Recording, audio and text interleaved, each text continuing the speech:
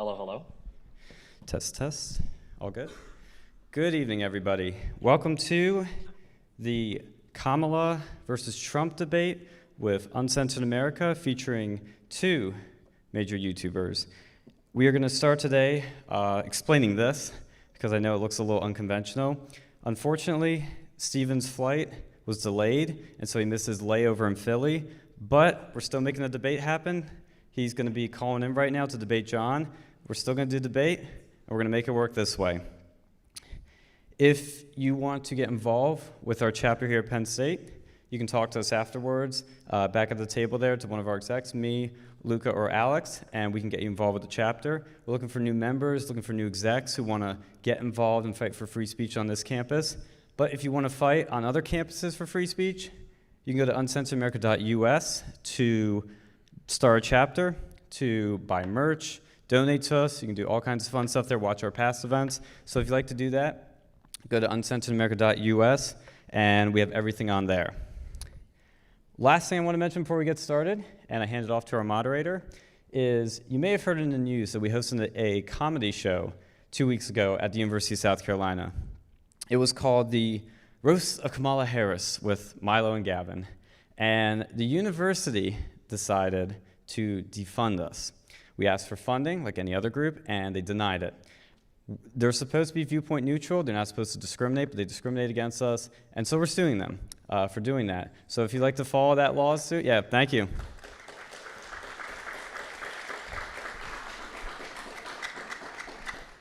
If you'd like to support us as we go through this hectic legal process, like I said, you can go to our website, uncensoredamerica.us. You can donate, buy merch, or subscribe to our YouTube channel, join our Discord, follow us on X, because this is what we have been fighting against this whole time, is universities, the government, big tech companies trying to suppress voices and stop them, because they didn't like our comedy show, so they couldn't cancel it. So instead, they tried to bankrupt us. They tried to stop it from happening by just taking our money away. And that didn't stop us. We did the event anyway. It was a huge success. 200 people came out to it, and we had 100 people that couldn't even get in because we filled the venue. But if you want to check out stuff like that and watch the comedy show for yourself that they don't want you to see, go to uncensoredamerica.us. Now, on to the debate that you guys have been waiting for very patiently. Thank you. If we are about to start this debate I'll kick it off with our moderator. So I'm going to hand it over to our very special guest here, James from Modern Day Debate. Thank you, Sean. Thanks, folks, for being here tonight. I am thrilled to get to moderate this debate between John Doyle and Destiny. So we're going to make this quick. Just one housekeeping thing. If you could turn your phones on silent. What we're going to do next is I'm going to actually introduce both of the debaters at once so we can jump right into this debate as fast as possible. So right after I introduce our debaters, I will jump into the moderator's seat, read the resolution as well as the format, and we'll get started. Without any further ado, you've already seen, thank you very much, Stephen, for joining us tonight. I'd also welcome John Doyle. Thank you very much for being with us tonight.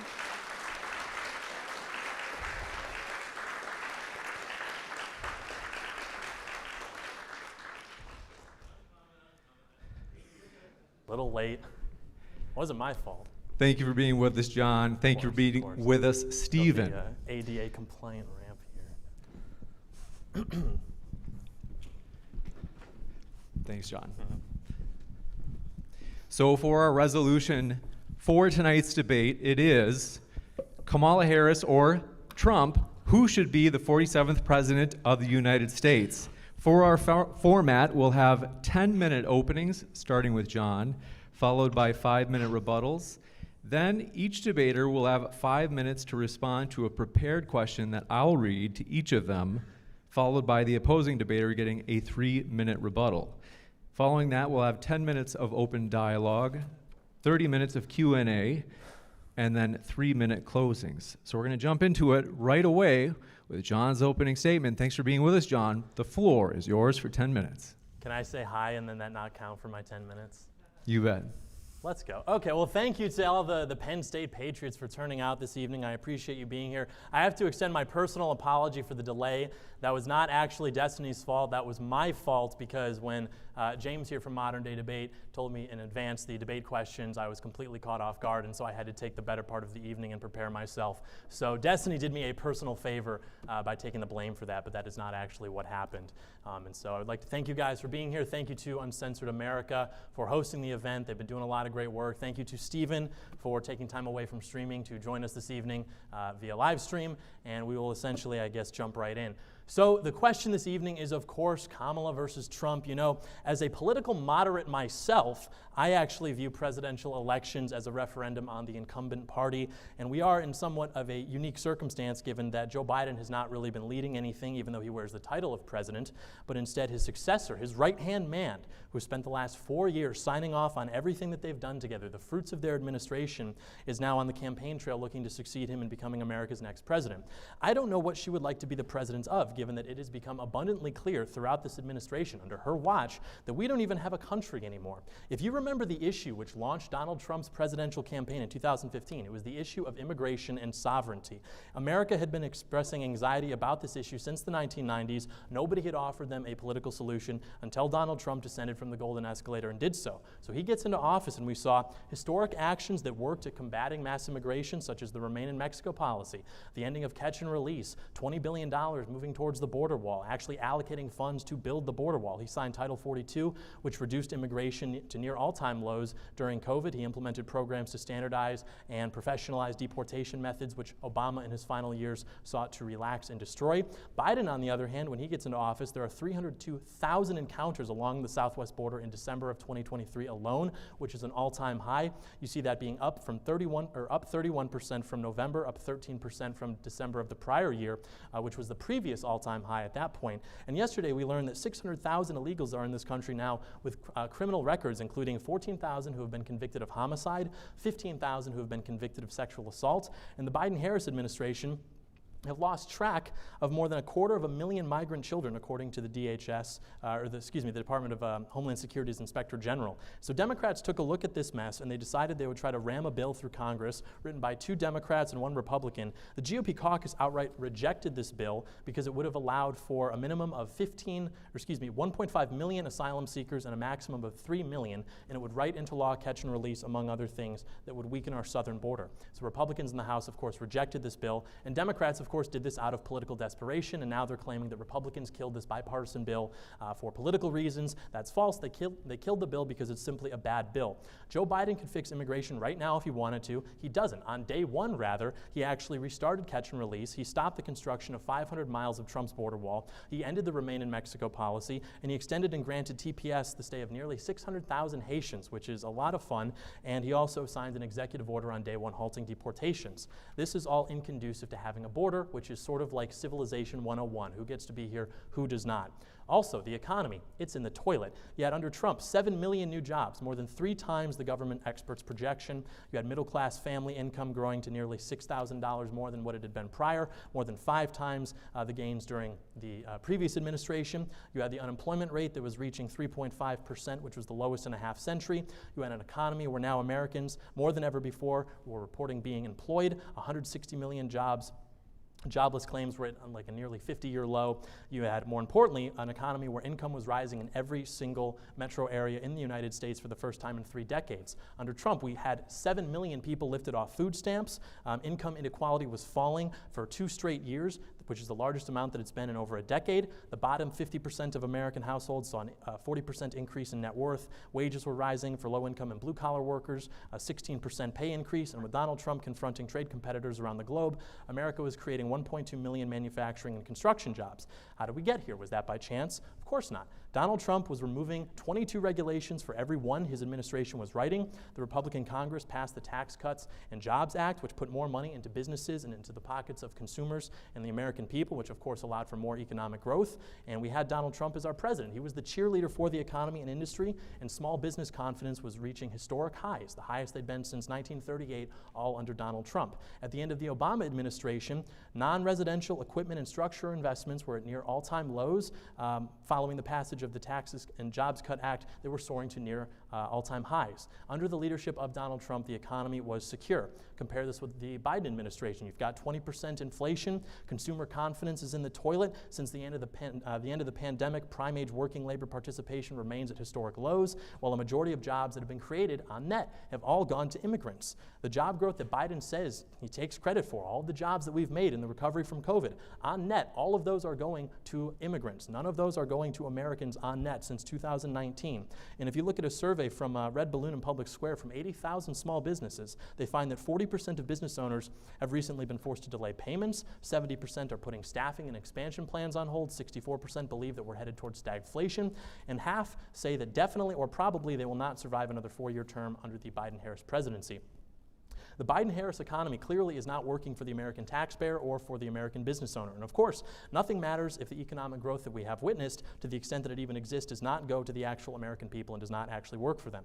As we'll discuss tonight, our economy under Kamala and Biden is one that works to fly illegal migrants into our country and one that works to spend money and sell weapons to other countries while American towns and American people are drowning under 10 feet of water. Joe Biden, yesterday, he said there's no more money for North Carolina, Tennessee, Georgia, all these people who desperately need support right now. But in the last 2 years, we have given $175 billion to Ukraine. Why? Literally why? The border wall, the most pro-American idea in the last 10 years, securing America's border. Civilization 101, that was supposed to cost like what, $10 billion, but that was too expensive. Trump's mass deportation plan is supposed to cost $100 billion. I have to read about why that's impossible every day in the New Yorker, but we're sending $175 billion to Ukraine just in the last 2.5 years, which by the way is far more difficult mechanically, like laundering money to foreign countries, going through different organizations, keeping track of it. The point being, I pay taxes, you pay taxes. Wouldn't it be nice for a change to see that money actually going towards the interests of American people instead of to the citizens of the world? Wouldn't it be nice for the American government to actually look out for you and not everyone else in the world while you foot the bill? I won't hold my breath, however, expecting answers to these questions because they aren't supposed to be answered. They have no plan. They don't have a plan because they are completely beholden to the political establishment. That's why things can more or less continue operating and the public doesn't understand how badly their president's mental state is until the first time they wheel him out for a debate and people realize how gone this guy is, because the White House can more or less continue to run because Joe Biden is not actually in charge. And there's no plan but to continue the managed decline of our country. She even had no policies on her website until literally 5 minutes ago. And if she does have a plan to fix everything, you have to ask, okay, why? What's going wrong right now? You're in office. You've been in office for 4 years. Joe Biden clearly hasn't been in charge. So who has been in charge? Why don't you fix these things now? And I mean, he even Trump owned up to his record in 2020 by saying that he will continue to do more of what has been successful. If Kamala is saying, well, there are problems, how is that then not an indictment of her, everything that's happened in the last 4 years? And look at what's happening today. We've got hurricanes destroying towns, destroying livelihoods, $30 billion in property damage, 160 people dead. What does Joe Biden say when asked if he has any words for the victims of the hurricane? He says, well, we've given them everything we have. They say, can we give any more resources? He says, no. Okay, so the commander-in-chief is missing. What about Kamala? She has this opportunity as his second in command to display and coordinate a field response, display leadership, use the power of the federal government in ways that she only and uniquely has access to, quelling any doubts that we may have about her leadership capabilities, but she didn't. What she did instead is basically just take staged photographs on a plane instead of going to actually visit the people impacted by the hurricane, which is what Trump is doing. Trump is down there on the ground right now, distributing resources, telling people that the American people have not been forgotten about, taking care of these things. Just like in the aftermath of the September 11th attacks, the deadliest in American history, Donald Trump was on the ground, putting his guys to work, taking care of American people 15 years before he would even become president. And he's on the ground doing the same thing today. Kamala Harris is simply incapable of leading. She's not intelligent, she's not competent, she's not brave, she doesn't have the charisma. She's just the current face of the establishment. Everything that they do, it's all talk. That's what Trump talked about. All talk, no action. She is just the incumbent role of that. She has no agency herself. She will simply continue what has been going on for the last 60 years in this country. And they will never forgive Donald Trump for convincing the American people that it didn't have to be that way, that it doesn't have to just be this managed decline where everything is more expensive yet less in quality, and you're now working and you can't afford to go to school and let alone graduate and find a job, and because they're all on net going to immigrants, they will never forgive Trump for challenging these political orthodoxies, let alone successfully. And so it's really not so much a question about Trump versus Kamala. It seems to be much more Trump versus whatever has been happening in our country for the last 60 years. And Trump is the only successful candidate of any of these political orthodoxies to be able to break free from them. And Kamala is just the incumbent candidate with the blessing and backing of the entire political establishment. So if you want things to continue how they've been going for the last 4 years, and broadly speaking the last 60 years, then you can support Kamala. But if you actually want to create opportunities that will meaningfully change our country and make it great again, then the obvious choice is Donald J. Trump for president. Thank you.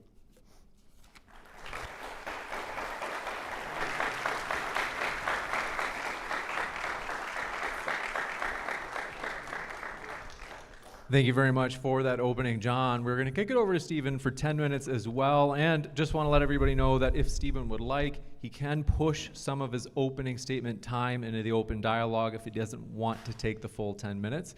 Thank you very much, Stephen, for being with us. The floor is all yours for your opening as well. Real quick, James, can you guys hear me? I'm audible? Yes. Okay, cool. All right. Let me throw my timer on screen. Okay, I'm good. Ready? Yeah? Clear. Yes, Perfect. I think I heard a yes there. Yes. Okay. We have two parties in the United States, and right now, one of those parties lives in delusion. Conservatives rely on the ability to cast a huge net and to cover a ton of ground and to lie and lie and lie about every single topic they bring up. That's why if you try to ever actually force a conservative to own a particular position, they will pivot away from that and go to some other position where they will lie. Okay, most of the people that, for instance, I'm debating on these types of debates now don't believe, for instance, that dinosaurs existed. If you look at things like, I believe, the response to the recent disasters was brought up in North Carolina. If you look at the responses from DeSantis, if you look at the responses from Kemp in Georgia, if you look at the response from Collins, everybody is saying we are getting exactly what we need. Joe Biden has called these people already. It is a lie that Donald Trump is pushing. It is a lie that conservatives like John Doyle are pushing, that states aren't getting what they need from Biden. This is just not true. Google.com, search for it. Governor's response, recent disaster, governor's response, hurricane. It's not true. Everything he says is a lie. Now, on the contrary, there has been Donald Trump who has refused aid to states before. There are reported conversations with Kushner saying that Donald Trump wanted to withhold aid from people. Initially in California, when the wildfires were happening under his term, Donald Trump withheld that aid. And a speech a few days ago, Donald Trump talked again about potentially withholding aid from California if they didn't sign on to a bill that would open up more land in the north for agricultural purposes. There is only one president that I know of in recent history that has threatened to withhold national federal aid from states in times of disaster, and that is Donald Trump. Joe Biden has never done this. You will not find statements of him ever doing this. You can look at, I believe, Roy Collins on Twitter right now, just yesterday tweeted a thanks to Biden for calling him and providing everything that they need. This is a lie, like basically every other thing that is said in support of the Republicans. And even ignoring all of the policy, we can even say, fine, maybe they might have a better stance on the border.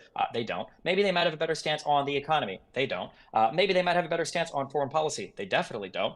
Fine, maybe they do, but even if they did, Donald Trump wouldn't be the guy that would be able to get anything done. Donald Trump was not able to get funding for the wall. He wasn't able to build the wall. He ruled like a dictator with executive order. I think he built an itty-bitty fence, and then he walked away with his tail between his legs, and he called that a victory. So if you did want a wall, if immigration was something that was scary to you, why would you rely on Donald Trump, who was a massive and total and utter failure in his administration, where both sides of Congress were controlled by his party, to do anything? Why? He wouldn't be the guy for it. He was incapable of doing it. And he was only able to have such good numbers because he was able to rely on COVID to shut down the border with Title 42, and he was able to rely on the fact that a lot of people were sick and didn't feel like making the journey to the United States. And you can tell because if you look at that graph that he lies about, that he shows at events where he says, this is when I left office, he actually left office like about a year later when the immigration numbers are starting to spike up again. So if immigration is your issue, Donald Trump's not the guy to solve it. He can't work with Congress to pass legislation. There was a big bill on the border from Langford that Doyle, for some reason, called Democrat authored. This bill had widespread support among Republicans until Donald Trump came and shut it down. Interviews with Langford confirmed this. You can watch a speech with Ted Cruz where he says this. You can watch McConnell talking about it in the Senate where he confirms this. Nobody's debating this seriously except for the people, the sycophants that try to carry water for Trump outside of his administration. I say outside of his administration because nobody from his last administration is left. How do you have all these people? You know, you look at the people that he surrounded himself with. Where are they at? Donald Trump won in 2016 running on a ticket with Vice President Mike Pence or ex-Vice President Mike Pence. Where is Pence? Why isn't he running anymore? Oh, because when he was in office last, Donald Trump basically watched and tried to get him killed when he was at the when he was in at the Capitol building trying to certify the election. Donald Trump sat by and he watched for 3 hours. You want to talk about a dereliction of duty or an absent commander in chief? He sat by and he watched while the Capitol was rioted, while it was taken over for 3 hours, doing absolutely nothing in the attempts to maybe win the election because the people would be too scared to certify it after he riled his crowd up and he sent them out of the Capitol. If you look at Donald Trump's approach to foreign policy, it was a joke. People say there were no wars under Donald Trump. What do you mean? No, what does that even mean? We were in a conflict all over the world. He was still doing drone strikes in Yemen. We did the assassination of Soleimani. We had troops that were active in Syria. We had a military presence that was still in Afghanistan. There was still a Russian occupation of Crimea. There was an Iranian attack on Saudi Arabia. There were riots in the Gaza Strip. Like when we say there were no wars in the rest of the world, this is just another conservative delusion. And what are the foreign policy positions that Donald Trump has? And not the empty platitudes, okay? Not Donald Trump where he stands and he leans forward like a fucking giraffe because he doesn't want people to see that he weighs 350 pounds, okay? Give me an actual policy position that Donald Trump has or has at least espoused when it comes to dealing with, we can't do that. Because every single time on every single interview where Donald Trump is asked about his foreign policy, he says, I can't spoil it, it's a secret. Well, it's not a secret. We watched what happened when he was in office. When he sent Tillerson and Pence over to North Korea, later on, Trump tweeted out, Tillerson, don't waste your time. Okay, I think Pence actually said it was a fucking waste of time. I believe that was reported behind the scenes. Nobody thought that anything could happen in North Korea. They were back to testing their missiles a month later. Nothing happened there, except for the fact that Kim got a photo with Donald Trump, and Donald Trump, for the first time in U.S. history, was the commander-in-chief of the U.S. Armed Forces saluting an enemy's military for who the fuck knows what reason.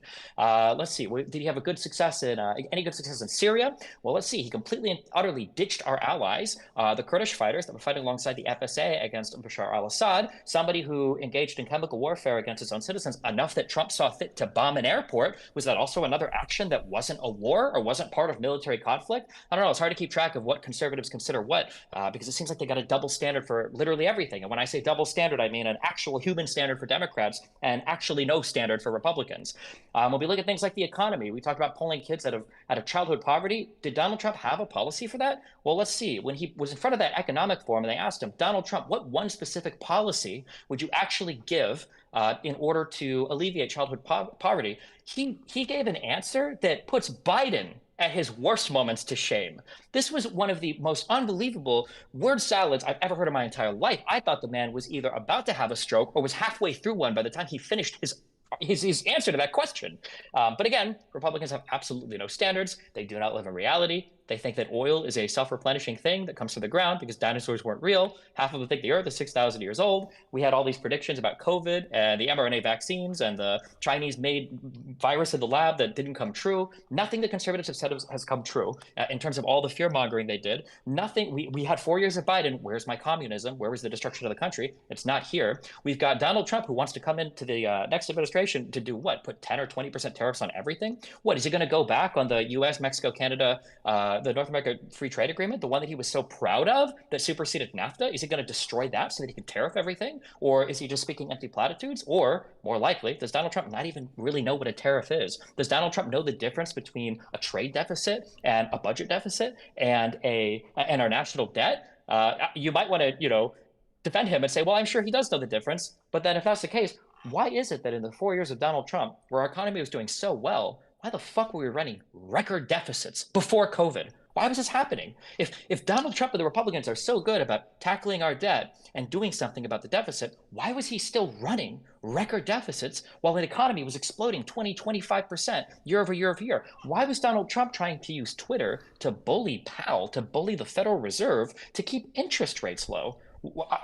Why was Donald Trump sending his Department of Justice into the states to try to fabricate election results? Why was Donald Trump trying to bully Jeff Sessions or Comey or Christopher Wray to kill investigations related to him or people around him when people in his close company, like Roger Stone, were directly communicating with foreign adversaries in order to leak information about the Democrats?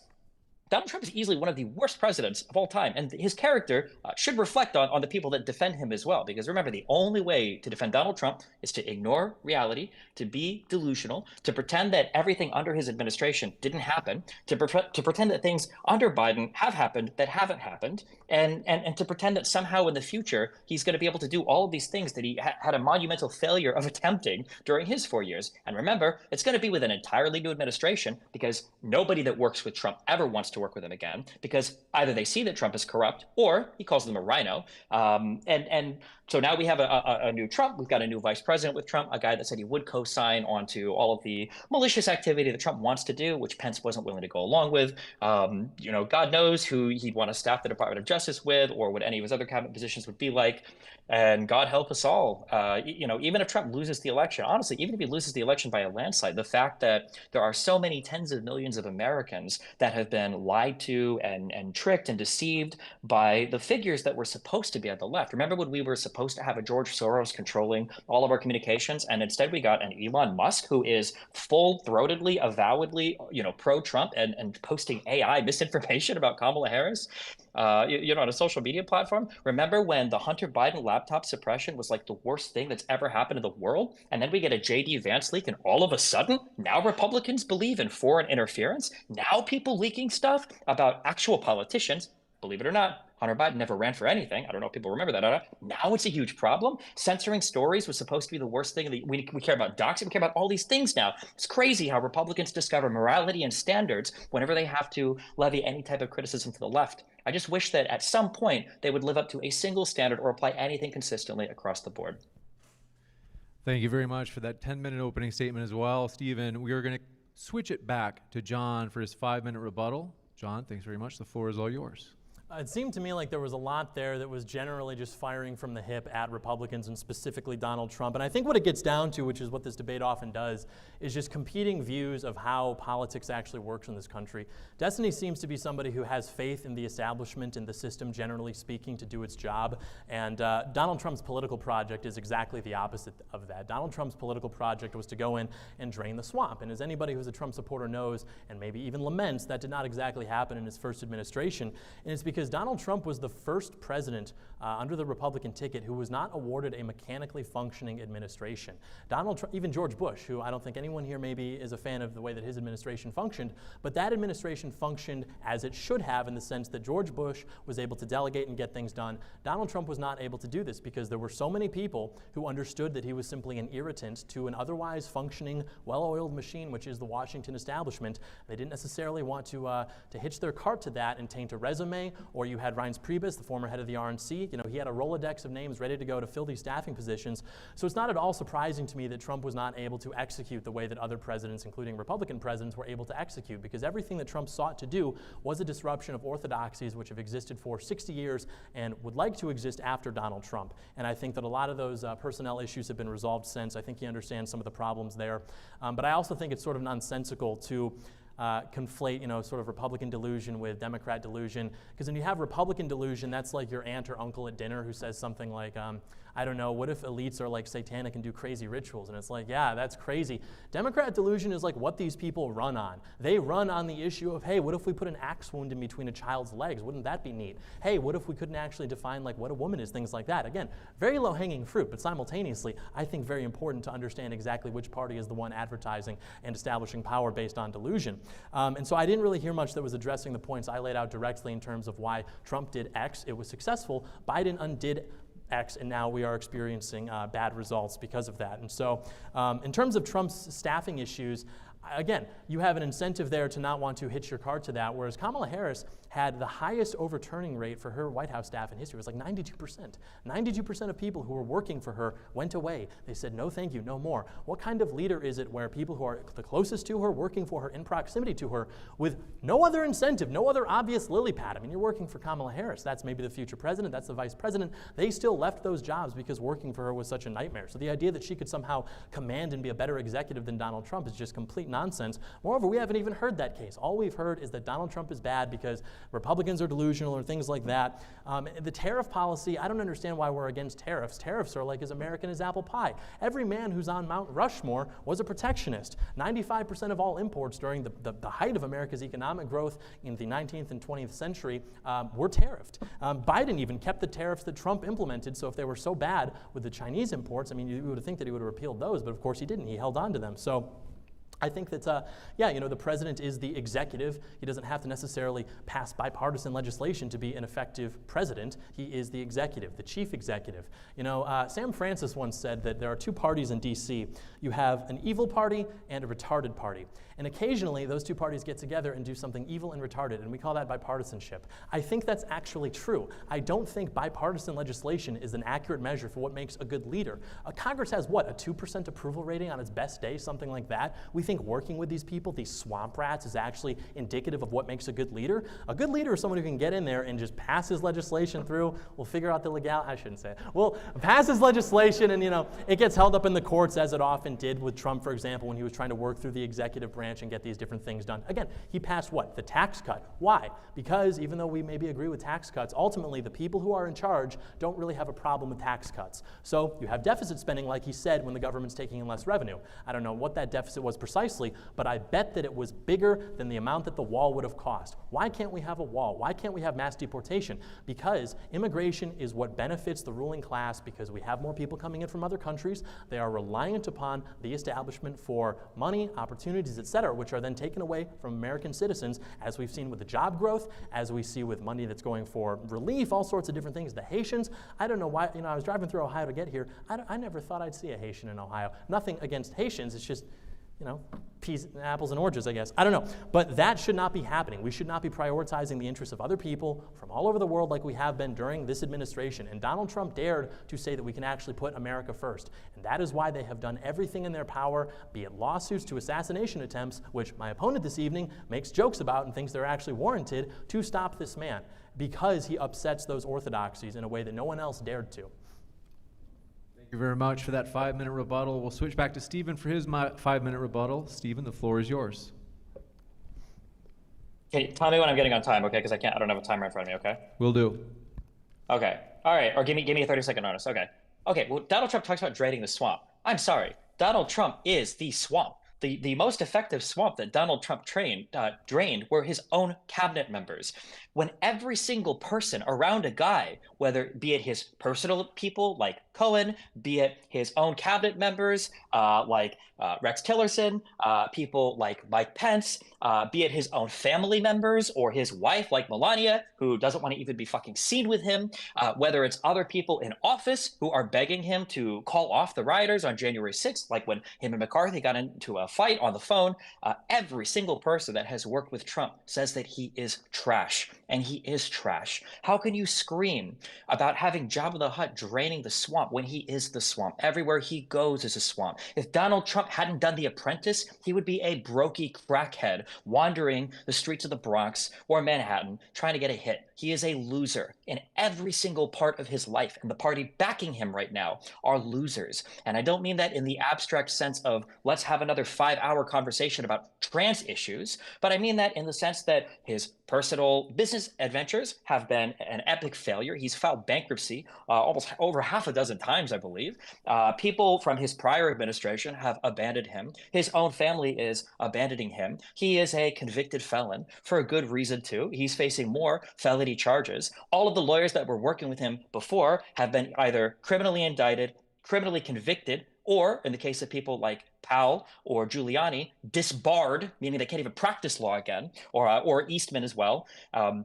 So the idea that we need to drain the swamp, Trump is the swamp, and he surrounds himself with the swamp. I've never seen people so gleefully line up to celebrate when a guy says, I fired the bad people, ignoring the fact that he hired the bad people too. You can't complain and cry about your own administration when it's your administration. And if you want to, that's fine. You could do that. but it just goes to further prove my point. Donald Trump is not the guy for the job. Even if you hate Kamala Harris, even if you think that Donald Trump's policies are good, he's clearly an ineffective leader, and I'm not willing to sit by for another 4 years while this guy takes another run at the office to see if maybe he can figure out how the fuck to do his job this time, because he clearly was incapable of doing it last time. The Republicans, for the first time in the history of the United States Congress, weren't even able to keep their majority speaker seat because there was so much infighting in the party. It's absolutely insane that we would look at a party like this and think they're capable of governing. That you have a president that is trying to aggressively witch hunt into the ground all these people. You want to bring up concrete facts again? Look at Roy Collins' response in North Carolina today compared to under Trump's administration when they put in a request for some $800 million, and they got like 8.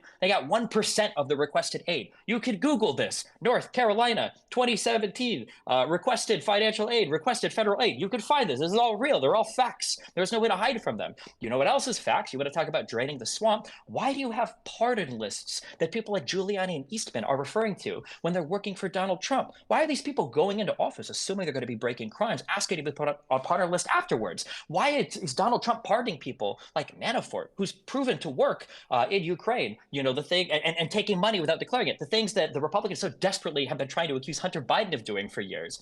Why is Donald Trump pardoning people like Blackwater contractors who were responsible for massacres in the country of Iraq? I thought we didn't like foreign intervention. I thought we didn't like this type of foreign policy. I guess unless Donald Trump is saying things like we're going to kill the terrorist families or we're going to take all of the Syrian oil fields. I wish the Republican delusion was just about dinosaurs or oil, but unfortunately, the Republican delusion runs far deeper and is far sicker. You heard Doyle laugh and joke and say, well, you got to pass legislation and then figure out the legality afterwards. He's joking, but that's not a joke. That was the plan on January 6th. That's why Eastman said, we're going to try this particular thing, but if it gets tested to the courts, we'll probably lose 2-7. No, we'll probably lose 0-9. We'll probably lose every single Supreme Court justice. But you know what? I bet it won't even make it to court because it's a major political question. We're not even going to touch it. And that was the whole plan to overthrow the election. 80% of Republicans still to this day don't even believe that the results of the last election were real. So unfortunately, the delusion goes much further. You want to talk about what is a woman? Well, right now, according to a conservative, a woman could be a fucking fugitive of her state if she is crossing state lines because she might be going after an abortion. A woman might be somebody who you can track at the border if she wants to drive into another state that has legalized access to certain types of contraceptions or certain types of abortion procedures because you don't want her to be able to have an abortion. 30 seconds. I mean, the idea that Republican delusion, doesn't run as deep as it does and isn't deeply rotting, not only in a character and moral sense, but also just in a procedural sense, is laughable. Again, you want to talk about Donald Trump, and the fact that tariffs are great. I don't know where that 95% number came from, but Donald Trump's big crowning achievements were tax cuts, which was deficit spending, and renegotiating the NAFTA agreement into the U.S. Mexico-Canada Free Trade Agreement, now which he wants to completely destroy with tariffs. So even the little bit that he did accomplish was either just deficit spending like they accuse Democrats of doing, or something that he wants to blow up as soon as he gets into office anyway. Time. Thank you very much, Stephen. We'll now move into the prepared questions. So I have one for each of you. We'll start with John. This is one that I think was briefly alluded to, but I want to give you a chance to both talk on this. As I mentioned earlier, John will have 5 minutes to respond, and then Destiny will have a 3-minute rebuttal to that response. For John, in the late May hush money trial this year, in which Donald Trump was convicted of 34 felony counts, the prosecutor in the case said it was, quote, a planned, coordinated, long-running conspiracy by Donald Trump to influence the 2016 election by paying off those who reported his bad behavior, unquote. Do you agree with the prosecutor that this was election interference, and should this, namely Trump's 34 felony counts, be a relevant factor for citizens deciding who they'll vote for this November?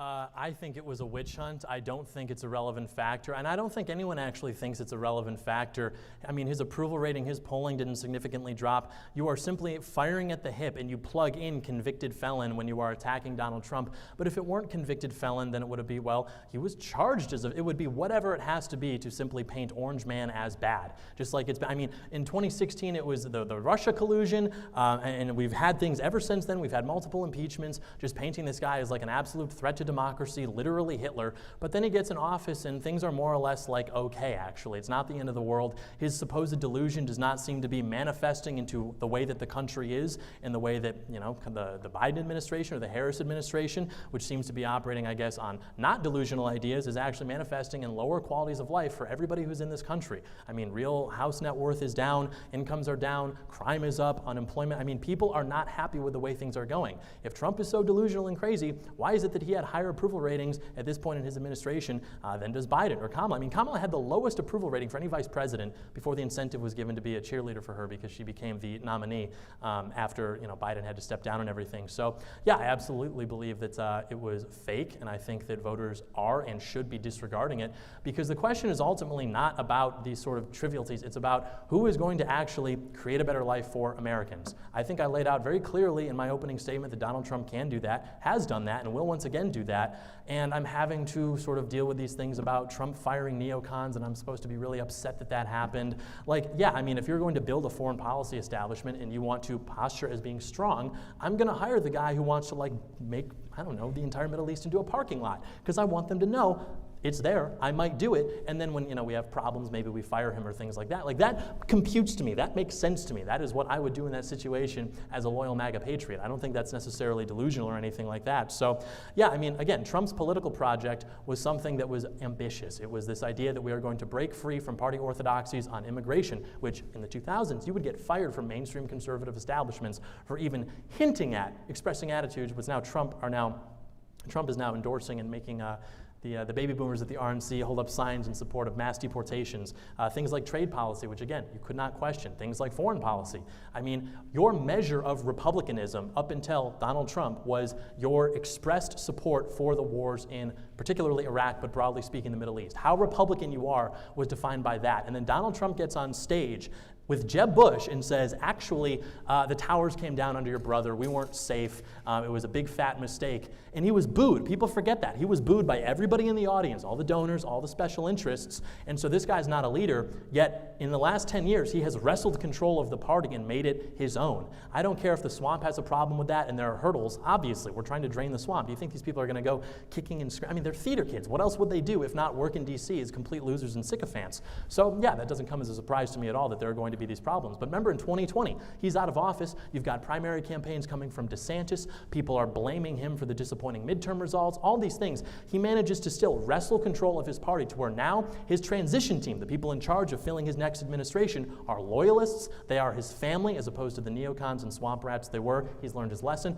This guy has managed to wrestle control of the Republican Party and make it more into his own. The entire RNC is Donald Trump Lollapalooza. I mean, this guy is the leader of the Republican Party, which is why when I drive here through the heartland of the country, I see Trump flags and Trump bumper stickers, because people understand that what Donald Trump means is a rejection of whatever the establishment orthodoxy is. It is a political identity that says, no thank you, I don't like what's going on, and that is why people love him, that is why people take bullets for him, and that is why people will stand out in the cold rain to see this guy speak whenever he goes. Kamala doesn't draw crowds like that. Obama could, but no other Democrat politician can even come close, because there's no energy, because people don't actually believe that these people have a vision for the country. They simply don't like Trump, which is why Destiny has not outlined a vision for the country. He simply does not like Trump. He is the same. I'm here tonight with you, the people, like Trump was. Destiny, like Kamala, his candidate, they are alike in this way, are coming in remotely. It is 1-to-1. Much. Stephen, you have 3 minutes to respond to John. The floor is all yours. Yeah, I want to point out a phrase that was used that is incredibly important to understand for people that are sycophantically aligned with Donald Trump, and that was the phrase loyal MAGA patriot. These people's allegiance is to Donald Trump before country. These people's allegiance is with the idea of Donald Trump and the epic name-calling before anything that was outlined in the Constitution, like our founding fathers said, or anything having to do with the way that our government runs. That's why MAGA patriots, like Biden so wisely said years ago in that horrific speech that he gave that conservatives love to obsess over with the red background, that MAGA Republicans are a threat to this country. And they are. They are exactly the type of illiberal, establishment disrespecting, absolutely no appreciation for process or rule of law people that represent one of the largest threats to this country. When you talk about every single thing that has to do with Donald Trump and all the good things, there are all these empty, worthless platitudes. Where's the legislation? There's none.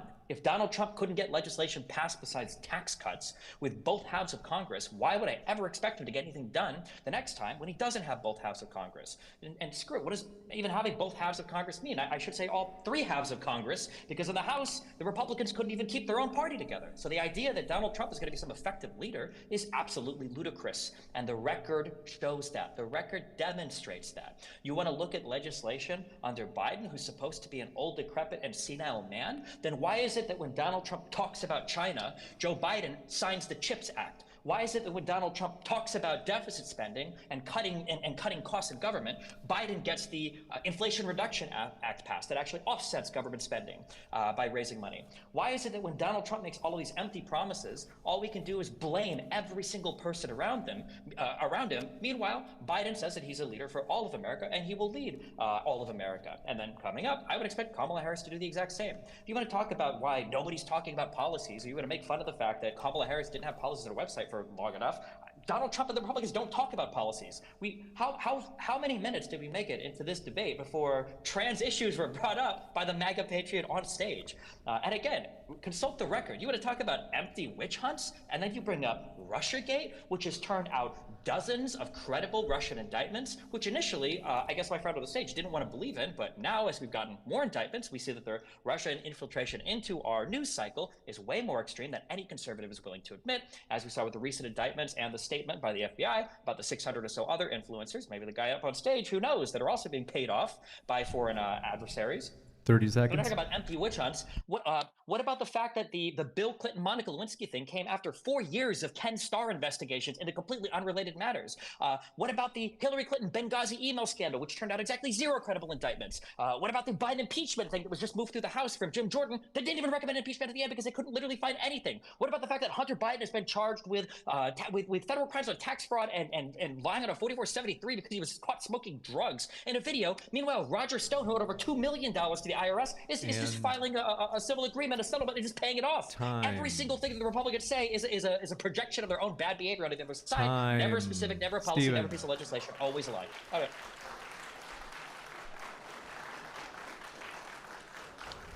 We now have a prepared question for Stephen. He'll get 5 minutes to respond, and then John likewise will get 3 minutes to respond to what Stephen said.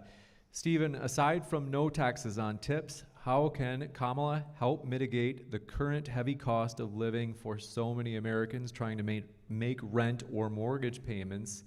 In other words, are there any sort of blanket policies that might help those who don't make tips? For me personally, I don't know if the tip thing is ever going to pass. For me personally, I think that expanding zoning is probably one of the most important things. I know that Kamala has talked about giving a large credit to first-time home buyers, which would obviously help people that haven't purchased a home before and people that aren't in real estate investing purchase a home. And I know that they've also talked about expanding things or making permanent, rather, the child tax credit for families, and people, especially with children, are some of the people that need homes the most. So ideally, that sort of federal redistribution of wealth to poorer families, especially those with young children that need larger homes, are going to be able to utilize that money in order to buy more homes.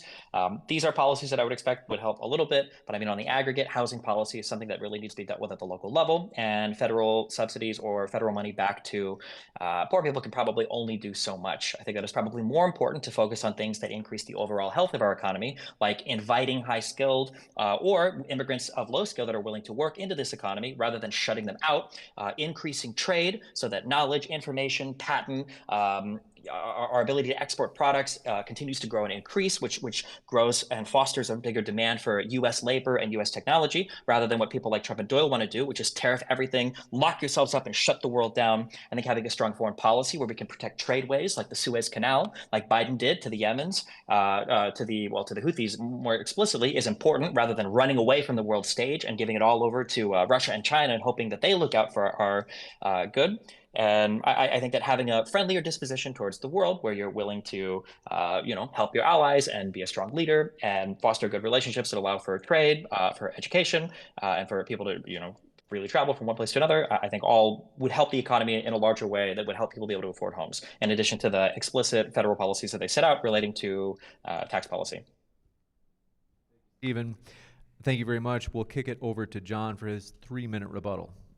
I would just say that in the phrase loyal MAGA patriot, you must understand that contained within that you have the phrase MAGA, which of course the A in MAGA stands for America. So I am a loyal American patriot, and I'm also a loyal MAGA patriot. And the difference specifically in this political context is that MAGA means Make America Great Again, which implies that we used to be a great country and now we're not so great, but we can restore that. That is something that we just have a fundamental disagreement on. Destiny seems to think that everything is going very well, and if it's maybe not, it's not because the political establishment has some sort of interest to harm the citizens of this country. It's just because we haven't exactly tweaked the policy in the way that it needs to be written, and so maybe if we just hire the right staffer or something, that can be different. In terms of the president not getting policy done, again, like I disbelieve that the Congress will actually pass legislation. I mean, famously, for example, Republicans can get tax cuts passed, great. Democrats can get infrastructure bills passed, great. These are not things that really, when it comes down to it, change the way our system works. I mean, you have money either being put back into our pockets or money being redirected into, I don't know, to stimulate the economy because they tend to like the demand side of the curve a little bit more. The president is the chief executive. Donald Trump can get in there and he can still legislate through the executive branch and get things done because his job is to enforce laws. The laws are on the books. Joe Biden's administration is giving orders to those bureaucracies to not enforce those laws, to literally remove barricades from the southern border that were otherwise there so that migrants can come into the country illegally. And again, he ended on day one, catch and release. These people are just in the country. They're criminals. They're some I assume are good people. But the point is, we don't know who these people are, and our government should be accountable to the American people. I mean, even as someone who's pro-democracy, I should think that you should appreciate that more so than this idea that we're somehow reliant on immigrants, let alone for labor or something. I believe in American exceptionalism. I don't think that we need anybody else in the world to show America how to build a society. I think that the West, broadly speaking, built the modern world. I think we have plenty of people here. I don't think that we need these people coming over from other countries to take jobs that would otherwise go to Americans, especially when American college graduates can't get jobs. They're sitting through multiple interviews if they're even lucky to get interviews. They're not able to work in the fields that they go into college for, and so I don't think it's very patriotic to then take those jobs and offer them up to whoever wants to come over here from China or India or wherever. Much. We are going to jump into the open dialogue. This is 10 minutes. Gentlemen, thank you very much. I'll let you take it from here. You know, you mentioned the CHIPS Act as an example of successful Biden legislation. Isn't it accurate that I think since August of 2024, none of that has actually come to fruition? They've had delays with plant manufacturing in Arizona. Nothing's gone on in Ohio. South Korea, I suppose, is delaying the construction in the Arizona factory. I mean, how could you say that the policy is effective because we got it through Congress, but it's not actually coming to fruition yet? And it's been, what, 2022 that was passed or something? What do you think it means for something to come to fruition? I think it means you'd start to see construction in the factories, you'd start to see chips being distributed. So you're telling me you don't think any large companies have allocated money towards factories? The fact that you're saying things are getting delayed already betrays the premise that you're saying that nothing has been done. The fact that there is a delay means that the process is already working. The money has already been allocated from the federal budget, meaning there are already companies that are setting up shop to take advantage of it, meaning that it's already working its way through the system in order to get those plants built. I don't know why you would say, you see how there's a delay here? Doesn't that mean nothing is going on? Well, no, if nothing was going on, there'd be nothing to delay.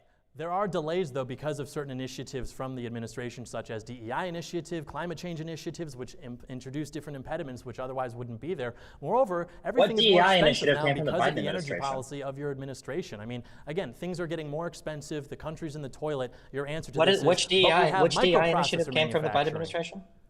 Sorry. What'd you say?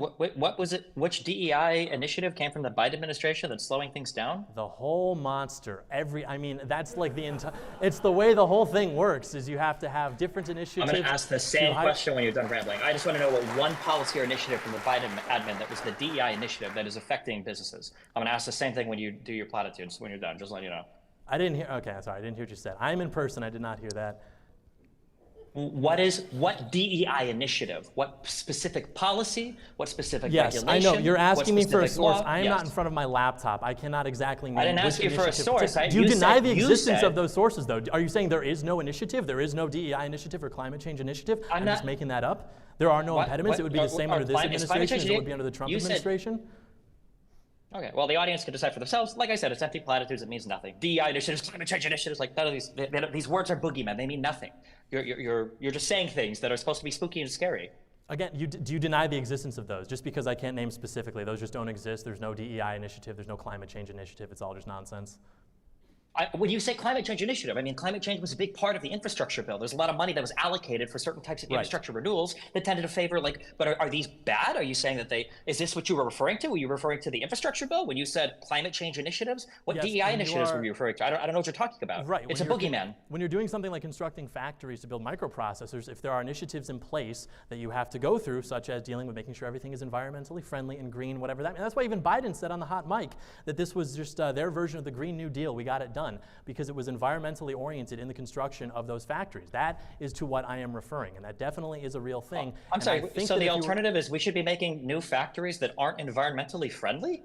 Is that what you're seriously arguing for? That's not what I mean. That's obviously not what I mean. I am simply saying that there are initiatives which exist under this administration which would not exist in other administrations, which could be why, in response to everything that's happened in this country, your big success is, well, we at least got the microprocessors underway. And it's like, okay, well, we have 15,000 convicted murderers now who are in the country through the southern border because your president removed barricades that have enabled these people to now just flood into the country from we don't even know where.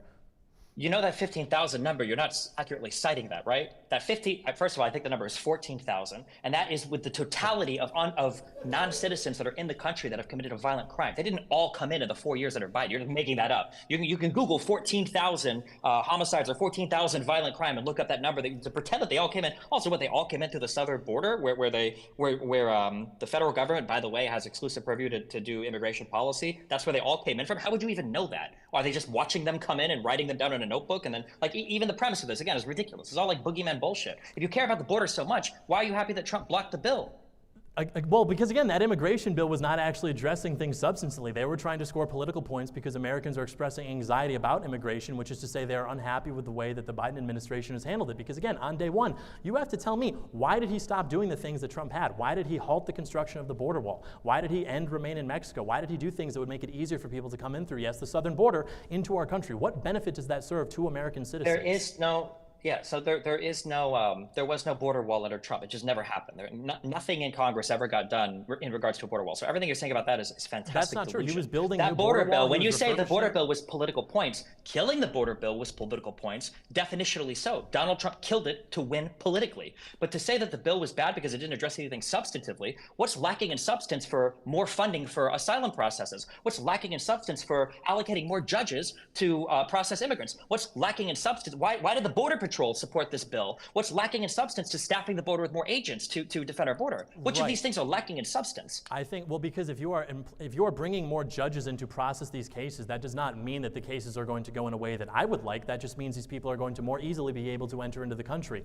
It's not as though if you had more judges and more resources, it would somehow be better able to secure itself as a southern border. They would simply be allowed to, in greater number and with more expediency, waltz into the country and disappear into God knows where. If you think that the goal of the judges is to just rubber stamp everybody coming in, then why would Biden need to hire more judges at all? Wouldn't every single asylum judge just say, oh, you're in, oh, you're in, oh, you're in? No, do you not want to process them? How about you just say what you actually want, because you want to shut down all immigration? Just say that. You don't want any immigrants coming in. Just say that. Be honest. Yeah, I've said that for 5 years. That is exactly my point. Okay, then don't say the border bill lacks substance. Just say you disagree with it because you're opposed to immigration. Also, when you say American exceptionalism, what do you believe in? Do you believe in American exceptionalism or British exceptionalism? Because I don't understand what you mean when you say American exceptionalism and then you're anti-immigration. Like, where do you think Americans come from? They come from other countries, right? Unless you live on a Native American reservation and you want to see the expansion of their territory. When America was becoming America, immigration was coming from a different part of the world, I think a part of the world that was approximately the size of Florida. Now we are getting people from, we'll say, places that are maybe a little bit less compatible. And I don't think that they're assimilating very well, and I think that pretty much any metric by which you choose to evaluate that would vindicate the truth of that. And so when I say America doesn't need immigration, I don't mean America doesn't need people from Japan or people from Northwest Europe. I mean America probably doesn't need Haitians. That's specifically what I mean. I agree.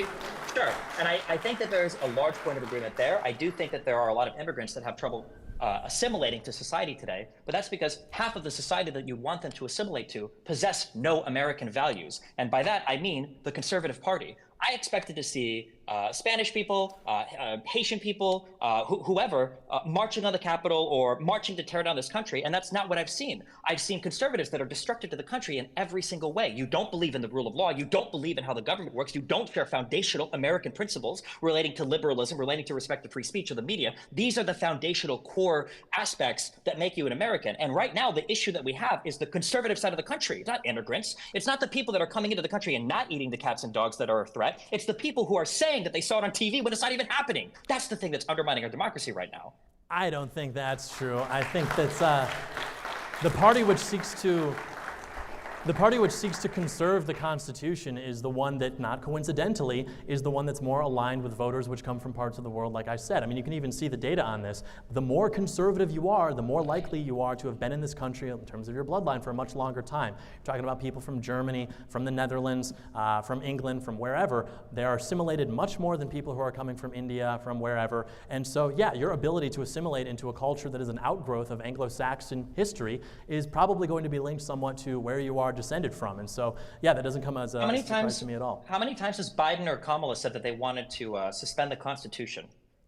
Your party is the one writing about that, though. That's obviously I don't expect like I'm Dark gonna ask the same Brandon. question again. Obviously, I don't expect Dark Brandon to come out as the commander-in-chief and be like, "We're going to suspend the Constitution."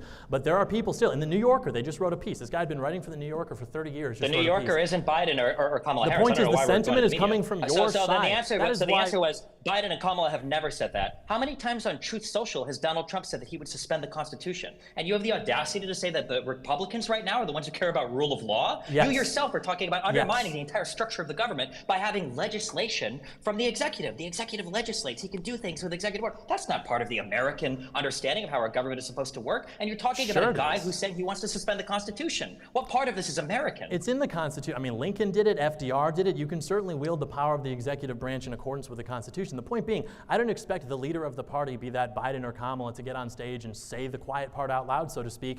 But their Department of Justice still is going after patriots. They are still allowed to, in their media, write about how we should throw the Constitution out, as they just did in the New Yorker, a very prestigious publication, because the Constitution obviously can't stop somebody like Donald Trump, who is obviously such a horrible person. Therefore, we need to burn the Constitution, which apparently you are suddenly so in favor of, if it means that we can stop Donald Trump. I mean, they've said that he's, what, a threat to democracy for like 4 or 5 years now? He was in office, and that's not what that's not what ended up happening.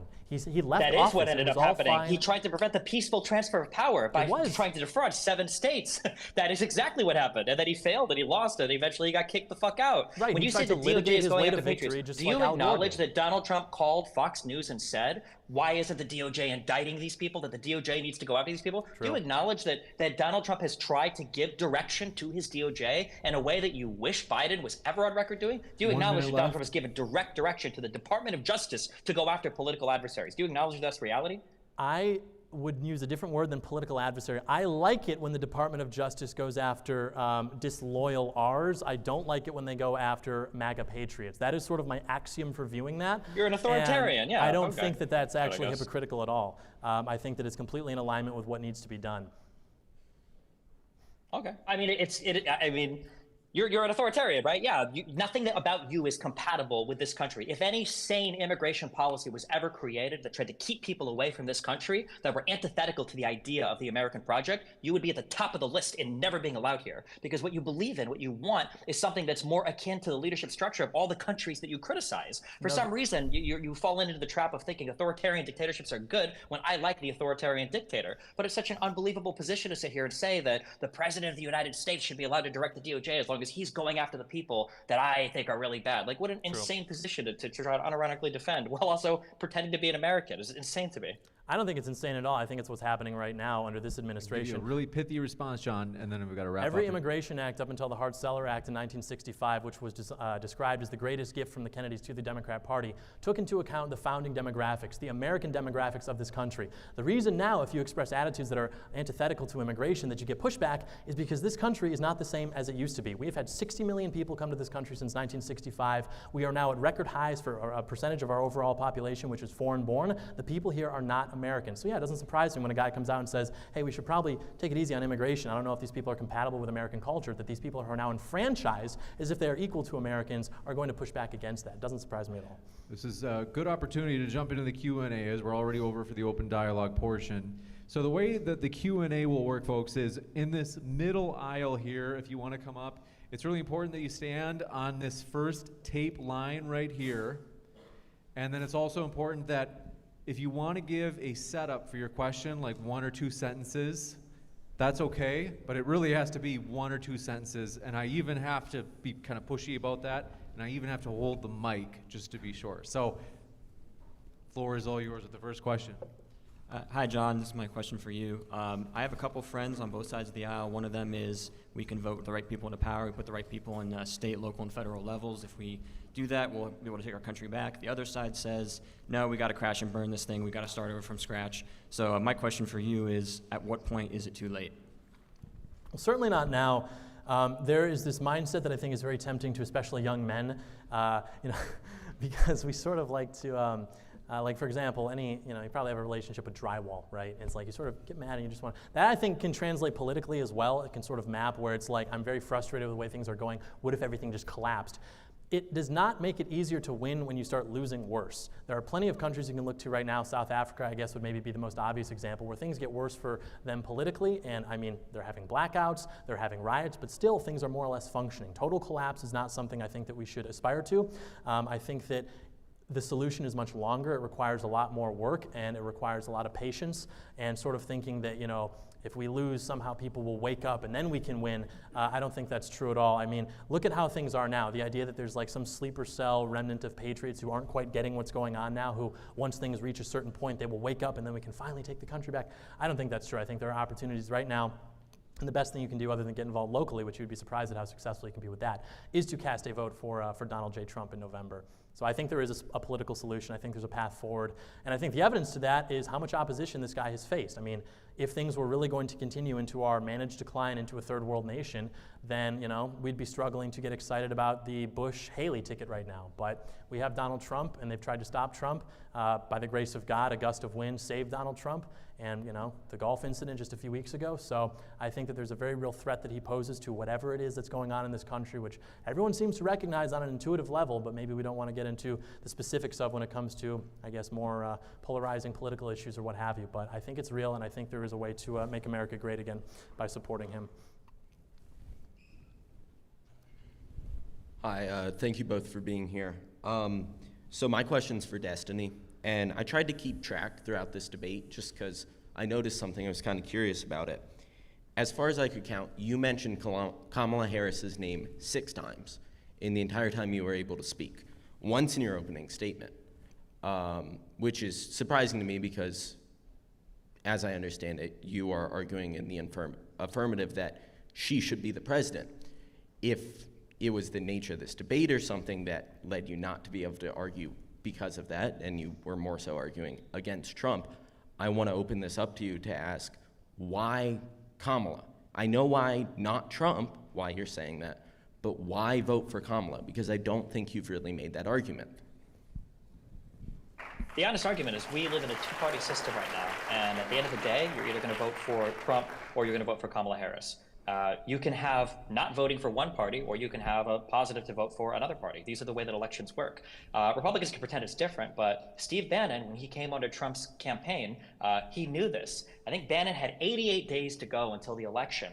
And when Bannon was brought on, he noticed something, that unlike all of the people that are sycophantically obsessed with Donald Trump, that believe that he's a super popular president, he's not. Donald Trump has never been a popular president. He's just really popular in the Republican Party. That's why when Bannon came on, they did things like the laptop story and everything for Hunter Biden, because they knew that the only way you could actually win the election was to drive the negatives up of the other party, rather than trying to make your own candidate more likable. Nobody on the other side likes Donald Trump. Even Republicans have to begrudgingly accept him at times. I wish that there was more conversation about policy in the United States. To be totally honest, Kamala Harris probably sits either quite a bit or a little bit to the left of me when it comes to economic policy, but Republicans have decided that we're not going to have policy conversations in this country. When Donald Trump won't say what he wants to do for foreign policy because he says it's top secret, when Donald Trump is given policy questions and he has no answer, when you go on to Donald Trump's website and you read the policy stuff and it says things like, we're going to slash inflation by making homes more affordable, and that's it, you don't really get to talk about any policy. There's no policy to talk about. I wish we could have more policy debate and more policy conversation, but I'd basically just look at the 4 years under Biden. I'd look at what the policy was there, and I'd say it's probably going to be similar under Harris, and then I compared to the 4 years under Trump, which I think were catastrophic and pushed this nation to the edge. And I'd say I probably don't want to repeat that. And then broadly speaking, I think that's why I support Kamala Harris for president.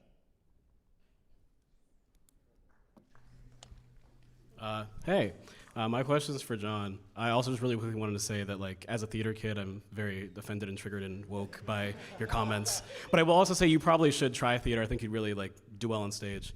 My question's just, I go out canvassing a lot and I talk to a lot of black people, and a lot of them feel like they're not being represented by the Democratic Party too much. So could you try to sell me on why Republicans are good for black people?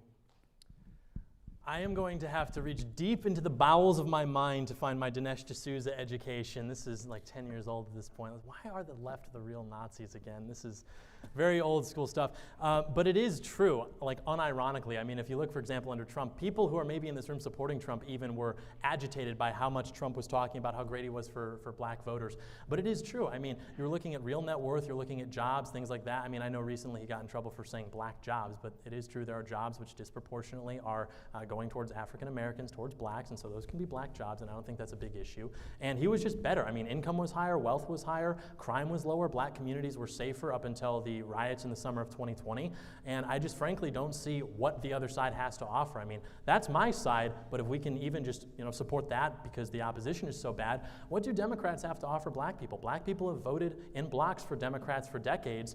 Black communities have gotten less safe, there's less money, less home ownership. I mean, things have obviously not gotten better, yet the rate of voting for the Democrats in the black community still remains very high. And so I sort of almost echo the Trump statement, which I think was in 2016, which got him in trouble, where he's like, what do you have to lose? I mean, if things clearly are not going well now, why would you not try to maybe experiment with what the opposition has to offer? And even when they didn't vote for him, by majority, by far in 2016, you still look at the way black America was doing in 2016 through 2020 versus how they've been doing for the last 4 years, and it's measurably better, and it's not even close. Are we allowed to respond to questions too, if they weren't for us explicitly? I can give the question asker a quick response if you'd like, but Destiny, I hate to say it, but I have to keep the rebuttals to an absolute minimum, even among the audience. But I want to give you a chance if you do have a rejoinder. Go ahead. Not quite convinced yet, but I'll look into what you're saying. I think that there's a lot of hesitancy among minorities to support Republicans because there is a very sophisticated media apparatus which goes to convince everybody that racism is like very prevalent on the Republican side. Therefore, if we vote for racism, we're going to have that come back to bite us. But I mean, I don't see the fruits of that anywhere. I've never seen anything like a policy, for example, which can demonstrate the viability of that. So. Just remember, audience guy, whatever you sound like, if you're a black person, answer the question, right? He wants to see less of your kind of people in this country when John Doyle is answering this question. If somebody shows the voter looking like you, he doesn't want people that look like you to come to this country, just as a heads up. That's not true because when I referenced the immigration policy, black Americans were already here. I'm talking about Indians and Chinese and all these other people, so. I have to move us to the next by the way, question. I love nobody. I'm literally a black person expert, which my audience will know. Nobody has more love and respect for black America than myself. Just to keep this in the Q&A. Knowing all the slurs doesn't make you a black person expert. We're all right. Just so we can hear the next question, folks. For John, in 2016, you mentioned one of Trump's greatest hits when he took Jeb Bush to account for his flipping his opinion on the Iraq War. And you mentioned a little bit about Trump's foreign policy in terms of what it might look like for Ukraine. What is your understanding about his, maybe what a Trump presidency in 2024 might look like for Israel, particularly with his relationship with Miriam Adelson? Yeah, I think that, the Adelsons, for example, gave him, I think, $100 million or something in 2016. I think now the widow is going to give him $120 million. And to me, I don't think that there's actually, I had to hear this in 2016 as well. There were a lot of alt-right guys at the time who were looking at the relationship between Trump and the Adelsons, and they were calling him just like they are now, Zion Don. They're saying that he's just going to be an Israeli puppet. And you look at how that actually played out. By the way, calling him a Zionist is the way that they would call George Bush a Zionist or Barack Obama, like pretending that's all the same thing. You look at how that played out, and okay, he relocated an embassy, and then we have a photograph taken at a wall, which now I have to see is like the reason why he's supposedly such a sellout. You look at what's going on right now in the Middle East. I understand as we speak, Israel is launching an invasion, I suppose, a ground invasion into Lebanon. But we're hearing that there's going to be World War III. We've been hearing that with Iran forever. It's never metastasized. I don't think that it will. And I don't think that Trump is beholden to these interests the way that people like to think that he is. I think Trump looks at everything through the lens of the art of the deal. And if people are willing to give him $100 million instead of the other guy, he's willing to say, yeah, and what leverage do they really have? I mean, okay, give them the money, now what? Israel wants sovereignty over the West Bank? How does that affect me as an American patriot? I mean, you could say maybe it'll escalate tensions in the Middle East. As Destiny mentioned, we killed like their top guy and they didn't do anything. They rose the flag. They said, we're going to get you, America. They didn't do anything. So frankly, I'm not worried about it. And yeah, if they want to write Trump a check for $100 million to make it easier for him to get elected, I don't see the obvious downsides to that, which weren't iterated in 2016 as like guarantees, things that were going to happen. So I just don't think it's an issue, to be honest. And by the way, I have thought about that quite a lot online. I put my reputation behind that. If Trump ends up going to war with the Middle East on behalf of Israel, I'll be the first one to get up and say, I was wrong. But I noticed the people who are doing the opposite, saying that Trump is totally a slave to the Israel lobby. They kept their mouths shut and never apologized for saying those things about the man who's now taken a bullet for them. So I will put my reputation behind that, but I noticed that Trump's detractors will not do the same. Just to be clear, Trump didn't take the bullet. He passed it off to the dude behind him. So I don't know where this Which you idea of joked him taking about, the by bullet the way. comes You from. thought that was like the funniest thing ever. This guy cares so much about democratic institutions, but when like an official presidential candidate is shot at and then the guy behind him gets killed, he makes jokes about it on Twitter. I was laughing at you saying he took the bullet. He clearly didn't take it. He passed it along. He was injured. He was We have hit to by the move bullet. forward. What happened to his ear? Gentlemen, He got hit by the Secret Service I guy hate that to ran do this, into him. but I we don't have think to he move got shot forward. at all. Hi, John. I'm Ryan. I'm a startup engineer, a scout of 12 years, and I align strongly with your strongest values. Earlier, you mentioned you were surprised to see immigrants in Ohio because they were apples and oranges with the people there. As the son of immigrants, I'm curious about how you feel about families like mine standing proudly shoulder to shoulder with the men of Ohio, the good men of Ohio. I have no issue with immigrants. If Destiny will put me to a position where he's like, John Doyle wants no immigration, I'm going to be like, so true. But it's not so much immigration that's the issue, it's where the immigrants are coming from. And do you mind if I ask where your family's from? Cuba. Yeah, so No, I mean, tell him your position before he answers. Which immigrants don't you want coming here? Cuban Americans are historically one of the most conservative demographics in the country. So do I have an issue with Cuban Americans simply because they are from Cuba? No, I have an issue with people who manifestly are not able to assimilate into American culture. And you look at almost any other ethnic group in the country, aside from Cubans and some African Name them. ethnicities Which and rare ones? examples, they are not voting for the country which Cuban wants isn't to an ethnic conserve group. That's the- a nationality. They are not voting for the Stephen. party which wants to conserve the country. They are block voting for Democrats because they want to make America more like the countries from which they came, which is to say wealth redistribution, socialism, inflation, crime, everything like that, because they are not able to pull themselves up by their bootstraps like other groups are, for example. And so I have no issue with that. Thank you, John, especially because your clip compilation will help me convert the rest of my family to liberals. I appreciate it. Right. So we've seen quite an escalation in the Middle East with Israel attacking Hezbollah. How does either candidate plan to try to stop Israel from dragging us into World War III with Iran, either through like supporting arms deals to Israel, or just actually having a ceasefire deal that Netanyahu's not just going to reject after Hamas or Hezbollah accepts it?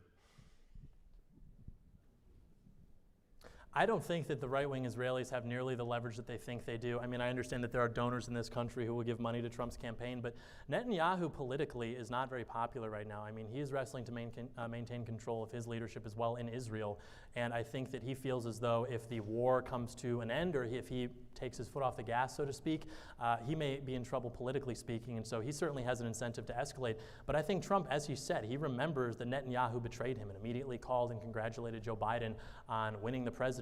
And Trump even said, I think in a leaked audio recording or a leaked, from one of the staffers that he said, like, yeah, Netanyahu betrayed me, F him. So he clearly remembers that. And even, when Netanyahu came to visit, for example, there was clear tension between the two. Trump was talking about the war in a way that Netanyahu was not exactly a fan of. The way that he did also with Zelensky, saying basically he's going to approach it as a businessman and not, be beholden to these interests necessarily. So I think the question of World War III is not only the question of how we operate on our end, I think it's also what threat is actually posed. I think that largely the Middle East threat is a paper tiger. I think that there are a lot of talk and not a lot of action, and every time that they've said that they're definitely going to do something this time, it just hasn't actually been what's happened. And so I think that there are more pressing issues that we should worry about as Americans that affect us domestically. And yeah, I simply don't think that Trump views his job as commander-in-chief to be beholden to foreign interests. I think that, again, in 2016 through 2020, when he was in office, he really didn't do that so much with the Israelis besides moving an embassy, taking a photo at a wall, but he wasn't in there like George Bush, for example, like willing to put boots on the ground to destabilize the Middle East. He repudiated that, and he took control of the party and realigned the position so that we all have to be against that. Whereas, as I mentioned earlier, prior to Trump, your level of republicanism was measured by how willingly and vocally in support of those wars you are. So I think that it's just a completely different ballgame now. Destiny, do you have an answer to the question? Yeah, I'm going to be honest. I went over to Israel for 2 weeks, and after talking to a lot of Palestinians on the ground there, I would say that Donald Trump makes me really nervous when it comes to Israel, because I've never seen a more Zoggy type president. It makes me really worry that I think Donald Trump ordered that hit on Soleimani. He was the leader of the Iranian Revolutionary Guard Corps, which is responsible for a lot of the international meddling that goes along inside of Israel. He supported Hezbollah, he supported the Houthis, he supported Hamas. And I kind of wonder if Donald Trump only ordered that assassination because of the $100 million that Adelson and other AIPAC donors sent to his campaign. I know Donald Trump is on record saying publicly that he is Israel's strongest supporter.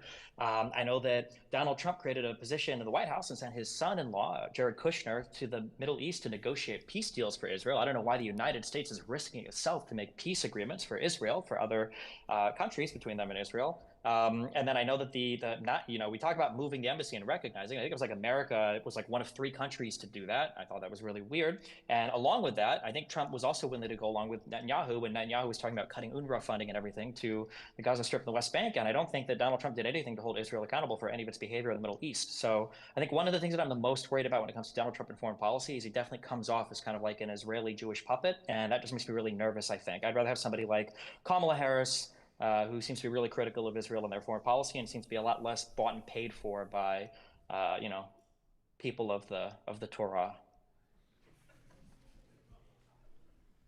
All right, this question's for John. Oh, thank you. All right, this question's for John. I listened to your content for the first time while I was driving over here, and I had a bunch of questions listening to it. But then you said something earlier on in the debate.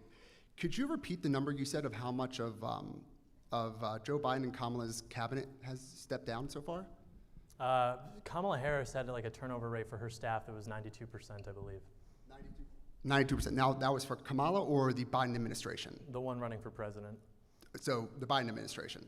No, for Kamala Harris specifically, because we're talking about whether she has leadership capabilities. Her staff, as her vice presidential staff, had a 92% turnover rate.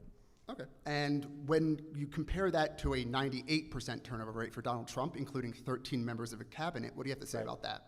Again, it's a completely different assignment. Donald Trump is going okay, wait, hold on. Yeah. You can't just say, oh, it's different. I do want to give him a chance to answer the question. It absolutely is. What a Democrat administration is looking to do is different from what a nationalist administration is looking to do. If you're looking to hire from the swamp to fill a nationalist administration, it's going to be a lot more difficult to do that. You're going to be working with neocons, career politicians who are completely misaligned with that agenda, and they're not going to want to have their reputation stained by working for what is viewed to be an irritant by the Republican establishment. If you're Kamala Harris, you're the establishment. You have the blessing of the establishment. The DNC staged literally a coup to put you in as opposed to Joe Biden. Everything she wants to do is more or less an extension of the same political orthodoxies we've had in this country for 60 years. So to me, looking at the situation, I don't understand why anybody would want to not get to say, I worked for Vice President Harris, other than she's simply like a completely unlikable person, which makes sense too because you hear leaks about her breaking down. She's always drunk. She has to LARP these dinners prior to meeting with diplomats because she's a wreck. She's like always on Adderall, and she just seems to be a complete mess. And so, yeah, I don't view it the same way. I would challenge you to not view it as simply, oh, Democrats this, but Republicans this. I think there's more at play going on. I think there's another axiom for how we have to view our political establishment, which is simply the establishment versus the patriots, versus nationalists, people who want to put America first, versus people who want to basically manage the decline of our country until everybody else in the world gets to pick at the bones of our civilization. And then just real quick, the establishment Yes. is not the New York City billionaire, right? Sorry? So the New York City billionaire isn't part of the establishment? I don't think the establishment's necessarily Yeah, that's what I thought. geographic, you know. It doesn't have to be. It's, you know, what do they call it? The cathedral, right? So. Are we talking about Kamala Harris' staff turnover? What staff are we talking about here? Kamala's White House staff had like a 92% turnover rate. Why would we compare Kamala Harris's staff of the Office of the Vice Presidency to somebody's cabinet? Because she's never been the president, and so if we are trying to find a metric by which to predict her leadership capabilities, the people who are working with her every day, I think, is a worthwhile metric to explore. Do you even know the responsibilities that the Office of the Vice Presidency has? Why would we compare the people that are working as staffers as part of that small office, as part of the executive branch, to the cabinet, the top level people for your offices and departments? If she can't bring people on to like stay with her and like write policy and little debate quips or whatever, I don't think that she would be able to keep people on in a cabinet, let alone anybody of quality who would actually do things that benefit us as opposed to what they have done, which is make us poorer, less safe, and more of a playground for the rest of the world, which is like literally what has happened and which you have not addressed. So if Donald Trump can't maintain his personal relationships with lawyers or his staff, and he's losing all of his businesses, and he wasn't able to maintain his cabinet, what faith do we have that Donald Trump can hold on to cabinet members of the future? Give you a chance to respond, John, and then we got to go to the next question. Because I am aware of what is happening mechanically with Trump's next administration, and that inspires confidence. It's a non-answer. It doesn't mean anything. We'll go to the next question. John, I wanted to confirm before I ask, are you Catholic? Yes. So you talk a lot about assimilation. People from the wrong countries can't really come here to assimilate into our culture. Sure. But Catholics were widely rejected for a long time, so I was wondering how you kind of justify those two things. Yeah, I mean, I'm a Catholic. I believe in Catholic theology, but I don't necessarily mean or think that that means that we have to open the world to anybody who's Catholic. I mean, Haiti, for example, I keep mentioning, is 52% Catholic. That's more than twice as Catholic as America is. I think that the biggest challenge to Christian anthropology is that a lot of people who claim to be Christians or to be Catholics are not viewing that in the same way that European Christians view it. And so I don't think it's enough to say these people can come into the country because they are Catholic, like a lot of people in Latin America, for example, because if you look at how they vote, how they express their religious values politically, they are still voting overwhelmingly for Democrats, which are a party that literally celebrates a repudiation of those values. I mean, at the DNC, they had a truck that was giving out circumcisions and like birth control and all sorts of things like that, which if you're a Catholic, I mean, you cannot support that in any capacity. But for some reason, these demographics which are coming here from these countries which are supposedly so Catholic are more in alignment with the Democrat Party than they are with the Republican Party. I think it's something like 51% of white Catholics are supporting Trump, 61% of Hispanic Catholics are supporting Harris. Someone's wrong there. Someone is directionally incorrect there. And so I don't view it to say, you know, you can't come into the country because it's just, I see it for what it is. It's not necessarily a religious thing, I don't think. It's more of how that actually manifests with what we see and what's going on. And I think there have been plenty of popes and saints who have expressed similar sentiments to my own. Okay. Wait, hold on. If Catholicism is the important part here, wouldn't the Pope being pro-immigrant, the Pope who's made statements saying that we need to accept migrants more, wouldn't this be something as a Catholic that's probably the most important thing for you to accept in your life as well? No, I mean, if you want me to Pope-splain, we can Pope-splain, but I don't think that's true. Okay, that's fine if you want to Pope-splain. Because he's made statements, then, you know, right? Because the Pope is the head of the Catholic Church, and if you want to betray or if you want to fight against any statements on morality or faith, of which the Pope in the Catholic teachings has infallibility when he speaks on matters of faith, right? You know this, yes, of faith or morality. Yes, the Pope how could you possibly call yourself a Catholic? Because the Pope will say one day that we should, not turn away the poor and we should take care of them. Then he will say other days, countries can have borders, they can enforce immigration policies. It simply depends on which statement of his you want to take, depending upon which day. So I don't think that my view on immigration is misaligned with the church teaching or the teaching from Pope Francis. That's pretty heretical to me. I don't know. I was more concerned with like Catholics that are already here renouncing their faith to become more like Protestant America that was founded. You talked about going back to America's roots. Yeah. So renouncing Catholics that are already here, renouncing their faith. I don't renounce Catholics who are here. Okay. If that's, yeah. First of all, thanks guys for deciding to hold this debate at the very best of the Big Ten campuses. My question is addressed to both of you. Given the significant conflicts happening across the globe, foreign policy wonks are worried that China is going to inevitably invade Taiwan. And if this does end up happening, what makes your respective candidates best equipped to handle this conflict?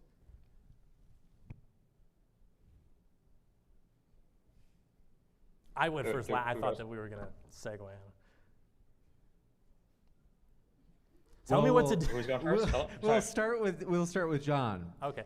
I simply don't think that if Trump is in office, that's a threat that is existing to the extent that it does now when Biden's in office. I think that there have been foreign policy failures under the Biden administration, which essentially put up a flag letting other countries know that we are in a state of relative weakness and they can act more in accordance with their interests because they don't have to worry about America stepping up to the plate to defend their allies the way that they would under a Trump administration, for example. I mean, you look at what's going on in Israel, look at what's going on between Ukraine and Russia. I mean, you could see something maybe pop off, probably not within this timeline because we're like, what, a month out from the election, but I don't think that China would try to do something like that under a Trump presidency. I just simply don't. I mean, if you look at the foreign policy disposition of this country right now, I think that somebody like Donald Trump is your greatest hope if you're China. Donald Trump has no ability to mobilize the United States to have any kind of coherent foreign policy vision because I think Donald Trump lacks an overall vision for America. I think when you look at the broad picture between Harris and Trump, and I will speak of it abstractly, since this is something the conservative has done in this debate, on an abstract level, the problem with Trump is that he doesn't really have a vision for the United States because he has no understanding of history, he has no understanding of geopolitics, he has no understanding of the larger structures at play, meaning he doesn't know why America is the foreign policy leader or where American hegemonic dominance comes from. He doesn't know what NATO is or what it's for. He thinks there's probably a NATO army that everybody pays money towards that America was getting ripped off for. That's the extent he knows about it. And Donald Trump doesn't see where America fits in internationally into the world order, that America should be maintaining peace and stability across especially Europe, if not other parts of the world. So when Donald Trump comes into office, you know, we get these empty platitudes again, like, oh, well, under Donald Trump, these things would never happen. Which things? Because Bashar al-Assad continued to gas his citizens. That's why Trump bombed the airport. Iran attacked Saudi Arabia. That's why Trump went after Soleimani. Russia remained in Crimea. They didn't retreat at all there. They continued to fund the civil war in the Donbass. So this idea that like people wouldn't do things under Donald Trump is just nonsense. It just shows that you either don't know history, you don't know the history of 2016 to 2020, or you're more likely you're being malicious and you're just lying and trying to present something in a disingenuous way to try to run away from all of Trump's failures. I would much rather have somebody with a coherent vision for where America sits at in the world, and I think everybody else would fear and respect us more, rather than Donald Trump that comes off like a schizophrenic chihuahua who is only nice to people that, you know, pet him last. Thank you. So my question is for Stephen and maybe John as well, because I hope he'd be against foreign interference. Given recent controversy around certain figures on the right, like Tim Pool, Benny Johnson, and possibly more to soon be uncovered, receiving Russian money for their coverage, I wanted to ask, are there any reforms you would support to stem anti-American influence, foreign or otherwise? So I'll go from less extreme to more extreme. I think the least extreme that I think should be proposed to Congress that I think people should genuinely support is if you are any major media player, whether you're alternative media or mainstream media, you should have to disclose who your funding sources are from. Whether that means to the federal government or some third-party organization or even publicly, I don't know what that looks like, but there has to be some sort of disclosure going on, I think. I think that's number one. For a more extreme version, I think that any large social media account that is reporting on or commentating on domestic politics in the United States, that account should be unmasked. Or at the very least, we should know the nationality of that account. I think that every single American citizen has a compelling interest to know. I think it would be very interesting to see if, say, the top 10 Democrat accounts, you found out that 9 of them were Chinese, or if the top 10 conservative media accounts, you found out that 9 of them were Russian. I think that people would want to know that. I think it would benefit all of us, and I think it would do a greater service to the concept of freedom of speech and open discourse and open dialogue, rather than having a bunch of people operating under these anonymous masks, taking money from foreign dictators, and trying to screw with our media environment in order to push forth, essentially the destruction of this country.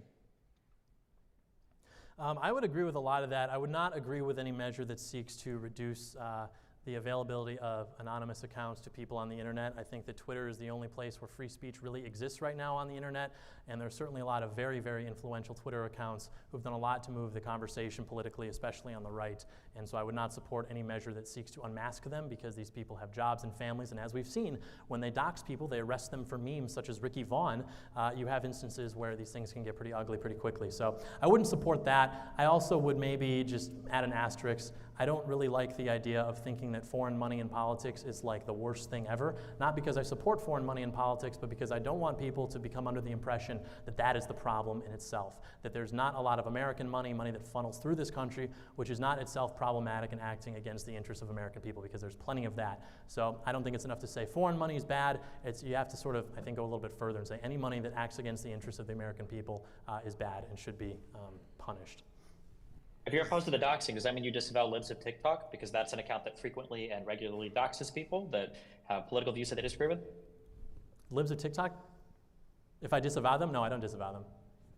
Okay, so then you don't care about doxing. That was a total lie. No, they dox. When you say that X is an open platform for freedom of speech, what do you feel about the J.D. Vance dossier that has been stripped from the one that had his social without security number? And I don't support disavowing libs of TikTok because they dox evil people who are going after exactly the kind of people who I'm speaking about. So it's a completely different There's that thing. good fascist authoritarian speech. That's what I like. As long as they're evil people, there are no bad tactics, only bad targets. Yes, these are people who want to mutilate the genitals of children. These are bad people. They have to go. Check one. Let's see. We'll just have to speak. There it is. Okay. Do you have a quick rebuttal? No, I think both answers spoke for themselves. Thank you very much. And then this is actually going to be our last question that we can take. Hi, I have a question for John Doyle. Previously stated that many immigrants that came out from 1960 were from countries who are culturally incompatible with the United States. Both my roommates in Penn State are actually first-generation immigrants, one of which is from Trinidad and Tobago, the other which is from Nigeria, who was actually personally subject to the Trump Muslim ban in 2016. Both of these men are graduating in the springtime and will be serving in the U.S. Army after they finish their ROTC vows. So these two Americans, because they're both American citizens, are they any less American than you, John Doyle, despite their vow to fight and die for this country? Well, it's a great question. I think I would first say that we don't make policy based on the exception. We should make it, when we do make it, based on what tends to happen. And your friends are obviously exceptions, but if we let in, say, 1 million people from their respective countries of origin, you would not see that same result. And so I don't think it's a question of whether or not they are just as American as I am, because if they're expressing similar sentiments, I mean, for all intents and purposes, the way that you would, I guess, measure our patriotism or something would more or less be equal. The problem is, when you open up the gates to people from those countries, you don't see the same thing. So am I more American than your friends because they just got here and my ancestors have been here since 1701? I could see an argument for that, but I'm a nice guy, so I like to be inclusive. However, since they're willing to, sacrifice for this country, maybe we would make an exception. But again, we don't like to make exceptions. We want to go based on what tends to happen. And what tends to happen is that when you allow for demographics who are coming from countries that are more alien to the United States, they tend to express their political sentiment in ways which are disadvantageous to Native Americans, to people who built this country, and I can't support that as a patriot. Is there a single white European country whose immigrants vote conservatively? Repeat that? Is there a single white European country whose immigrants come over here and vote for conservatives? Just one? Not by majority, but if you still look at So that means like that you would be opposed to all immigrants? Sure. I'm saying that, like I said, Okay. like I said earlier, if you're looking at data of what you said earlier was you don't want anybody coming over. You don't want to talk about the exception. You want to talk about the rule. And the rule is what we have to look at what people do in the aggregate. And statistically speaking, because you keep making this like white person reference, which is by the way, a very American. I don't know what you'd say, race thing to do for people that don't have clear ancestry because they're just American, is you have this weird fascination with white Europeans, like they would come over here and vote conservatives. I know a lot of people from France, from Sweden, from Norway. You think these people come to the United States? These are the whitest motherfuckers in the world. Do you think these people are coming to the United States and voting for Trump? No, and you just admitted it. So you would ban all immigrants because there's no immigrant group, except for Cubans, I guess, unfortunately for you, I guess, that actually come over here and vote for the horrible party that you're a part of. So why not just say I want to ban all immigration? Right. I mean, as I've said tonight, and as I've said for 5 years, I don't support immigration. I want an immigration moratorium. When we're talking about historical immigration trends, the demographics which have become more assimilated in the sense that they express their political desires by voting for the party which wants to conserve America are groups that have deeper roots in this country. Germans, Scots-Irish, groups like that, WASPs. These are groups which express what they want the future to look like by aligning themselves more in accordance with the party which seeks to conserve it. And these other groups which, they come to America in 2024 as a Nord. I don't expect them necessarily to hop on the Trump train, but if you're talking about historical immigration patterns, that is definitely true.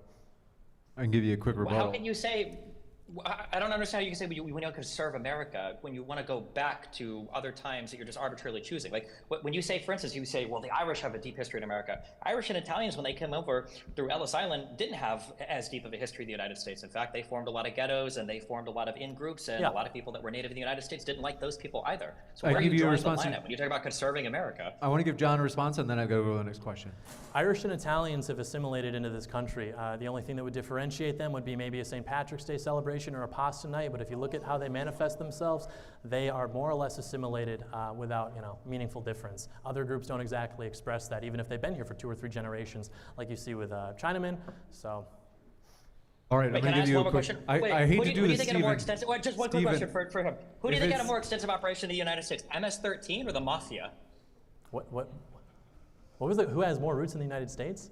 Who had a more extensive criminal enterprise operation in the United States, MS-13 or the Mafia?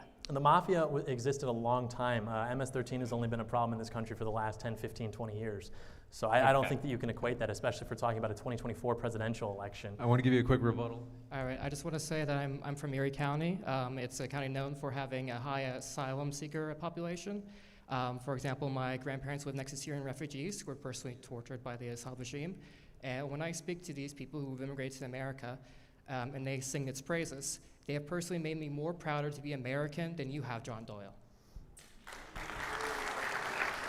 Do want to remind you folks, we are looking for questions rather than we're looking for questions more than statements. Next gentleman. Hello. Oh, that guy's really proud of himself. I'd just like to say, I'd like to ask a question to specifically John Doyle first. So I heard you say something about, theater-occupied government earlier. True. Could you maybe elaborate on that? It's just there's a joke on the internet, and it's just a joke. It's obviously not real, where people throw around this term ZOG, Zionist-occupied government, which is a way of describing the way our government functions. I amended that to theater kid-occupied government because I think it's a more accurate way of sort of assessing the type of person who works in government, who works in D.C. And I think that's true. I think I can stand by that. It's essentially to say the type of person who gets involved in politics nowadays, working in D.C. as a staffer, as a policymaker, or whatever, these tend to be people who are very sort of interested in whatever status working in D.C. can offer to them. They themselves are not necessarily exceptional and accomplished. These are people who strive to become policymakers, who work in D.C.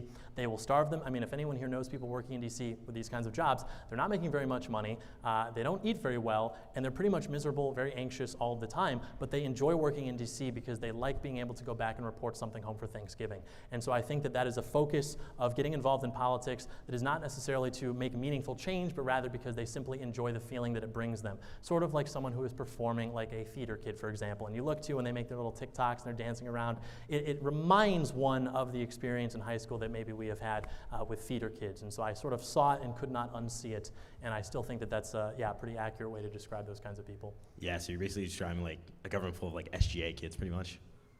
SGA kids? Yeah, like Student Government Association. Oh, absolutely, yeah. Yeah. Yeah, these are the kids, they wear the suits to school, like the Model UN, debate bro kinds of kids, and it's like, people who tend to get involved in politics, I think, to make change will do it because it's the right thing to do, not because they want to LARP and dress up and wear a suit to school and get in debates with their teacher about, nerdy policy things like that. So. Just because we want to squeeze as many more questions, unless you got a rebuttal. Oh, no. Do I have time to make another question, or just like a small one? I want to move to as many people as possible. That's okay. That's okay. That's okay. Thank you so much. Okay, so when you were up, you were saying things that like describe a great leader, right? And you were talking about things like the ability for Trump to take over the Republican Party, right? Sure. And what would make him even better is if he was like able to step on the Democrats and pass things through. Well, despite him having both houses and, like you said, control the Republican Party, he wasn't able to get things done. So then now my question is, right? When you are so willing, right, for him to use authoritarian-like executive actions, and willing to ignore things like 34 felonies and an indictment for January 6th, do you see how it could be like you're in favor of more of a Haitian president than an American president as a resident Haitian? Are you implying that residents from Haiti are more likely to be criminal than American residents? Oh, well, if you look at the history of Haiti, I said Haitian president, one who acts like a president but is actually just an authoritarian. Right. Well, I don't know. I think that people use the word authoritarian to mean something that's like scary. George Bush, Barack Obama, any of these guys could be argued to be authoritarian. Donald Trump using constitutionally permitted actions to advance his legislative agenda, I don't think is necessarily like authoritarian, bad guy kinds of behavior. And yeah, I do think that he's fundamentally in a better position to govern as president than he was 4 years ago, because from day one, you had Paul Ryan's Congress that was acting to impede everything he did. You had John McCain, who famously withheld his vote so that Obamacare could not be repealed. You had all these remnants of the Republican establishment who would rather act in ways that they supposedly were supposed to not do, that they were professing support of, if it meant kneecapping Donald Trump's success. Now these people are absent. You look at who was not at the RNC: Paul Ryan, Mike Pence, former Speaker McCarthy. These people were absent from the RNC because they understand that this is not a party that is going to house them anymore. This is a party that is becoming slowly but surely a party that can actually reflect the will of its voters. And so yeah, I have complete confidence in Trump's ability to do that in 2024. So then I would then ask, would there be any willingness to work with the other side, or do you believe it's just going to be violence? If so, how do you plan to remedy this situation? How do you plan to work with the other side if you don't believe in working with the other side? I don't think that the issues which we support are actually issues which the other side disagrees with. For example, until Donald Trump, there were a lot of issues that were famously left-wing issues. Things like being anti-war was famously a left-wing issue. Things like protectionism was actually more of a left-wing thing because you had Republicans who wanted total free trade because it was supposed to lower the price of orange juice by 30 cents or something like that. Donald Trump managed to actually realign the party such that now the Republican Party is the party of not wanting to get involved in foreign conflicts, of wanting things like bringing back manufacturing to this country, to this state specifically. And so I don't think that Democrats actually are opposed to this in the way that they think they are. If you look at the issues which tend to pull higher for Democrats for this election, it's more abstract issues, like apparently Republicans are so focused on, issues like democracy, issues like climate change, things like that, which are not, frankly, what people are thinking about when they're at the grocery store. And so I certainly have no intention of not working with the other side. My experience as a Republican, and I think that most Republicans can corroborate this, is that it's actually the opposite, where we are told that if we are not willing to go along with things, if we are not willing to limit ourselves to staying to the left of John McCain, then we are somehow threats to democracy, and we are going to end America, which Donald Trump was in office for 4 years. Everything was more or less fine. So I'm not worried about that. I don't think it would ever be violent. We'll jump to the next one. Wait, am I allowed to answer part of the question? No. First of all, authoritarian My name is not John, and I have a one. question for Stephen. It's the really only question that should be asked at an event like this, and this is gonna seem like a troll, but it's not. I just can't believe that it's true, so correct me if it's not, that you sat in a room or a corner of a room very much like the one you're sitting in now and just watched many other men plow the ever-living fuck out of your wife. Is that true? All right, get it. All right, move. We want to keep it on task. So we're gonna jump to the next. Do you think for gentleman. guys like that, do you think So- that they come before they come all up and right. ask a question, or do you think he's edging himself until he gets it all out? We're ready for your question. Sorry. This is a question on behalf of a friend for both of you. In the last couple of months, there have been 2 assassination attempts on Trump with guns. There was a school shooting recently as well, so gun violence issues seem to prop up pretty frequently. Do you guys think there's a gun violence problem in this country? And if so, what policies would you like to see implemented under the administrations you favor? I absolutely think that's the case. I think that every time you see one of these instances, whether it's assassination attempts or whether they are shootings at schools, mass acts of violence, you notice the FBI always has these people on their radar. And for some reason, there's a failure to execute, making sure that these people are not being able to actually carry out these acts. So I think that there's something odd going on there. And I think that if you actually wanted to solve gun violence, you would have an FBI that is doing its job properly, which it could. It just simply chooses not to follow up on these things for whatever reason. And I think that you would enforce laws in inner cities where virtually all of the gun violence happens in the day-to-day level. I mean, you see these isolated instances where you have individuals going into public places or attempting to assassinate future presidents, and you look at that and you're like, okay, there's a gun violence problem. True, but in terms of the vast majority of it, that is happening in the inner cities between largely gangs who are engaging in different types of warfare amongst themselves, and I think that that needs to be cracked down on if you actually wanted to reduce those numbers meaningfully. Any of the policies that I've seen proposed to stop these isolated lone wolf kinds of incidents more or less don't address, I think, the real problem, which is that for some reason law enforcement understands these people are problems, they are monitoring them, and then for whatever reason nothing is done, and they end up going through and carrying out these acts. And so I think that that's where that's coming from. No, but I was also curious as to what Destiny would have to say, since he's a liberal gun owner, so I thought that would be an interesting perspective. I think that guns, I think there are issues with guns insofar as like gang violence or certain types of violence in inner cities are concerned, and I think they also expedite people who want to kill themselves. I don't think that they're as big a problem as people make them out to be. I don't like that the Democratic Party makes it a central part of their platform. There are certain types of things that I think I'd be okay with, like possibly more expansive background checks. I think that closing private sale loopholes I think is good. Part of I think what Biden has already done in terms of the private sale loophole stuff, or at least the I think the boyfriend gun loophole or whatever.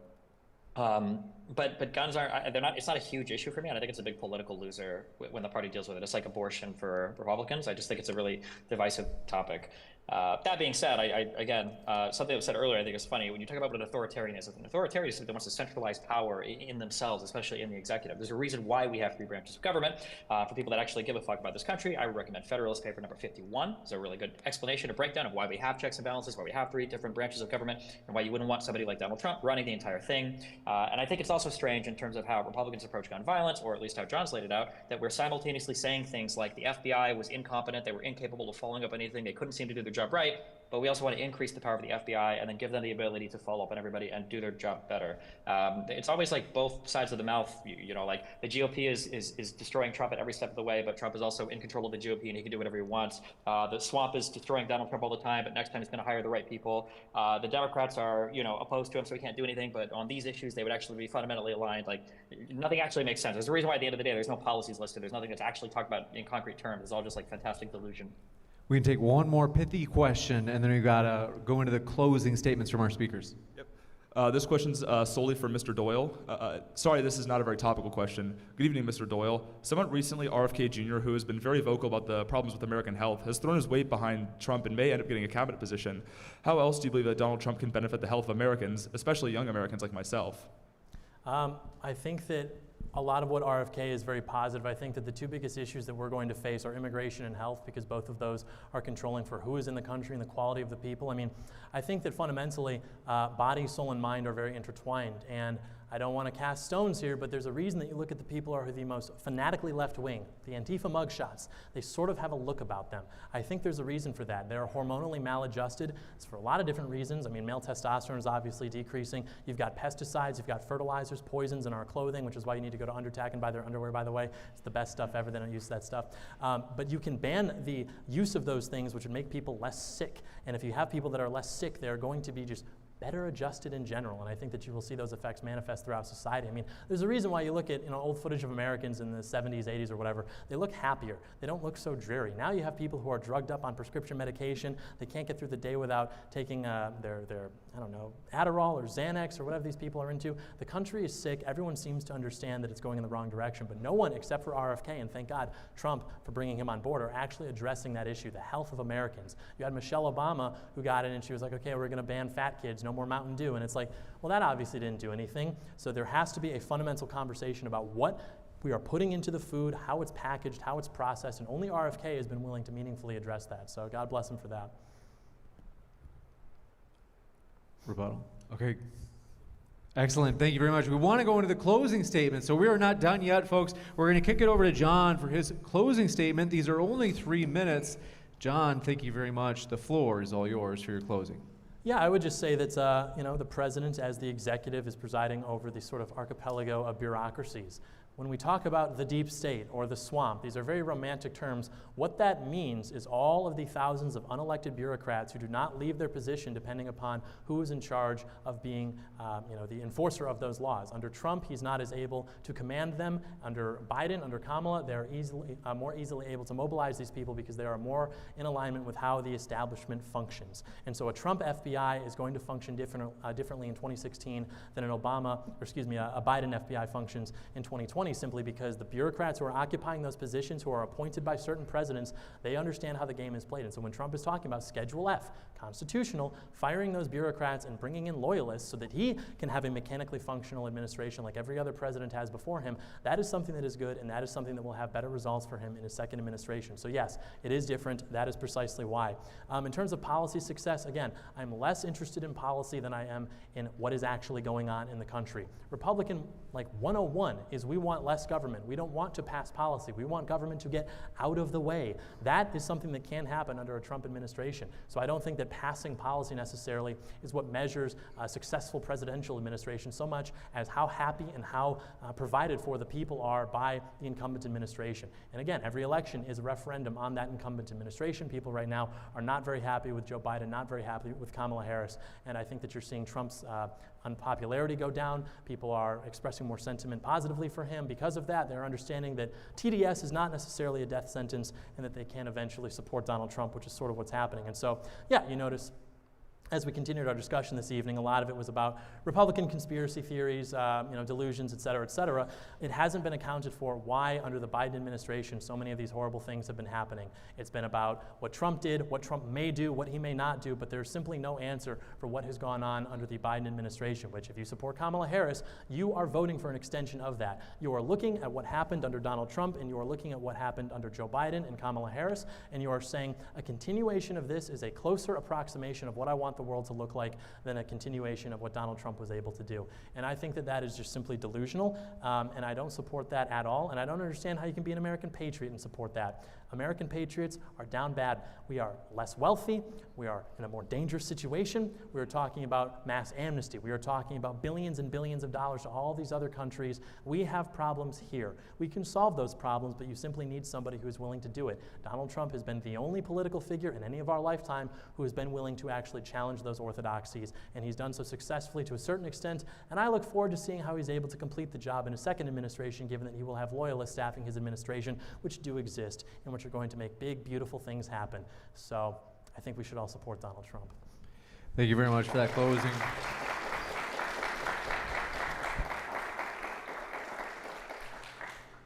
We'll kick it over to Stephen for his closing as well. Stephen, the floor is yours for 3 minutes. You ever feel like your head is spinning after listening to a conservative talk? Sometimes it's good to just take a deep breath, take a step back, and do a reality check. Why would somebody say people are hormonally maladjusted and they're all sorts of drugs when they're a conservative? Go onto Tinder, walk out on the streets, go to any large blue city, and then go to any rural area. When you go to the rural areas, what do you see? A whole bunch of fat fucks on insulin because they're obese and they have type 2 diabetes. If you want to talk about people that are unhealthy, that are on drugs, that are reliant on big pharma to survive, it's conservatives. The idea that somehow it's some college girl who cut her wrist and now she's on a little bit of Xanax is destroying the country, but not these people that are getting older, that are fatter, that are destroying our entire economy because of how much it costs to keep them alive. For every single year, another toe falls off, another increase of their prescription happens for whatever more insulin medication they need. It's just the idea that a conservative would attack our medications and say that this is somehow the fault of liberals, when conservative old people are some of the largest consumers of everything in the country. There's a reason why there's a net transfer from the successful blue states, that are powered by blue industry, over to the less successful red states that are powered by God knows what these days. It's just delusion. I think that the entire conservative apparatus, honestly, I think John said it really well earlier when he said, we're not happy about things right now, therefore Trump. I think that a lot of the Republican support for Trump right now just comes from a lack of understanding about anything. So for instance, when Doyle says, all these people are allowed to appoint people, but they can't get rid of people when they come in as a new administrator. That's not true. If you appoint somebody, you can fire that person. That's part of the appointment power of the president. These bureaucrats, the reason why they stay there is because every time you swap the government, you're not going to hire and fire, 10,000, 100,000, however many people you need to restaff the entire executive branch of the government. It's delusional. The main reason why people don't like the bureaucrats on the Trump side is because these people do have an institutional bias, and that bias is towards the existence of and the perseverance of the United States. Just look at Donald Trump trying to circumvent the results of the last election. Who were the people that stood in front of him?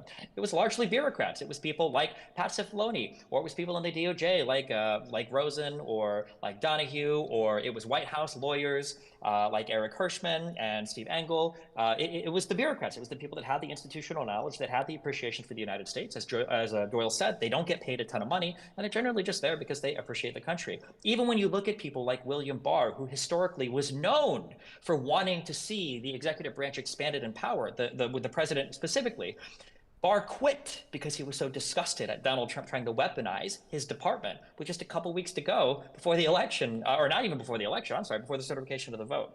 So when you hear conservatives say things like, I don't like bureaucrats, I don't like the way the government's working, all of that is a smokescreen for, I want Donald Trump to be an authoritarian dictator. That's it. Even when they say things like, we just want government to get out of the way, that's not true. What did we hear all the arguments made for in favor of tonight? We like the fact that government is going to ban trans stuff. We like the fact that the government is going to 10 ban seconds. abortion. We like the fact that they're going to crack down harder on BLM riots, that the FBI is going to expand their power, they're going to go after people that might be school shooters, and we're going to get pesticides and additives out of food, and we're going to do all these things to prosecute political. This is all expansions of power of government.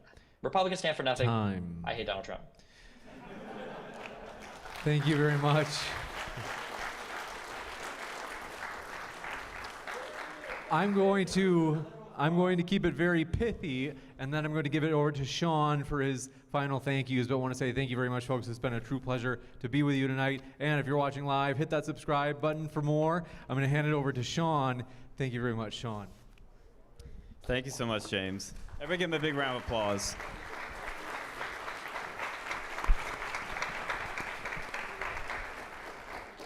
I just want to thank first both John and Destiny for participating in this debate, and I'd like to thank everybody who paid to come here to help support this event. Like I said, we're dealing with a lawsuit right now, which is very complicated business, very expensive, so having that support really means a lot because you're actually fighting for free speech, you're actually putting your money on the line to help us, so we really appreciate it. If you're a backstage ticket holder or royalty ticket holder and you did not get your shirt that's included yet, just talk to us in the back and we can get it for you. And if you're a royalty member or ticket holder and you are coming to the dinner tonight and you need the location, just come up to me or one of my guys in the Uncensored America shirts and they can tell you the location. It'll be immediately after this event. And if you're here for the meet and greet too, which is for backstage and royalty, we'll make a line right here for everybody. Also, if you're in South Carolina or nearby, we're going to be hosting a debate between Destiny and InfoWars' Owen Schroyer on this very topic, Trump versus Kamala Harris. So if you want to see that debate in person, you can come to University of South Carolina on October 14th. Get tickets at uncensoredamerica.us. If you want to watch it and can't make it, you can go to uncensoredamerica.us as well to watch the live stream. And there's all a bunch of videos, merch, everything else you can check out on there. So please check that out, and please follow John at Comrade Doyle on X and Destiny at the Omni Liberal on X as well. And you can check them out on their websites as well, heckoffcommie.com and destiny.dgg. Thank everybody for coming out. Have a great night. We'll see you guys next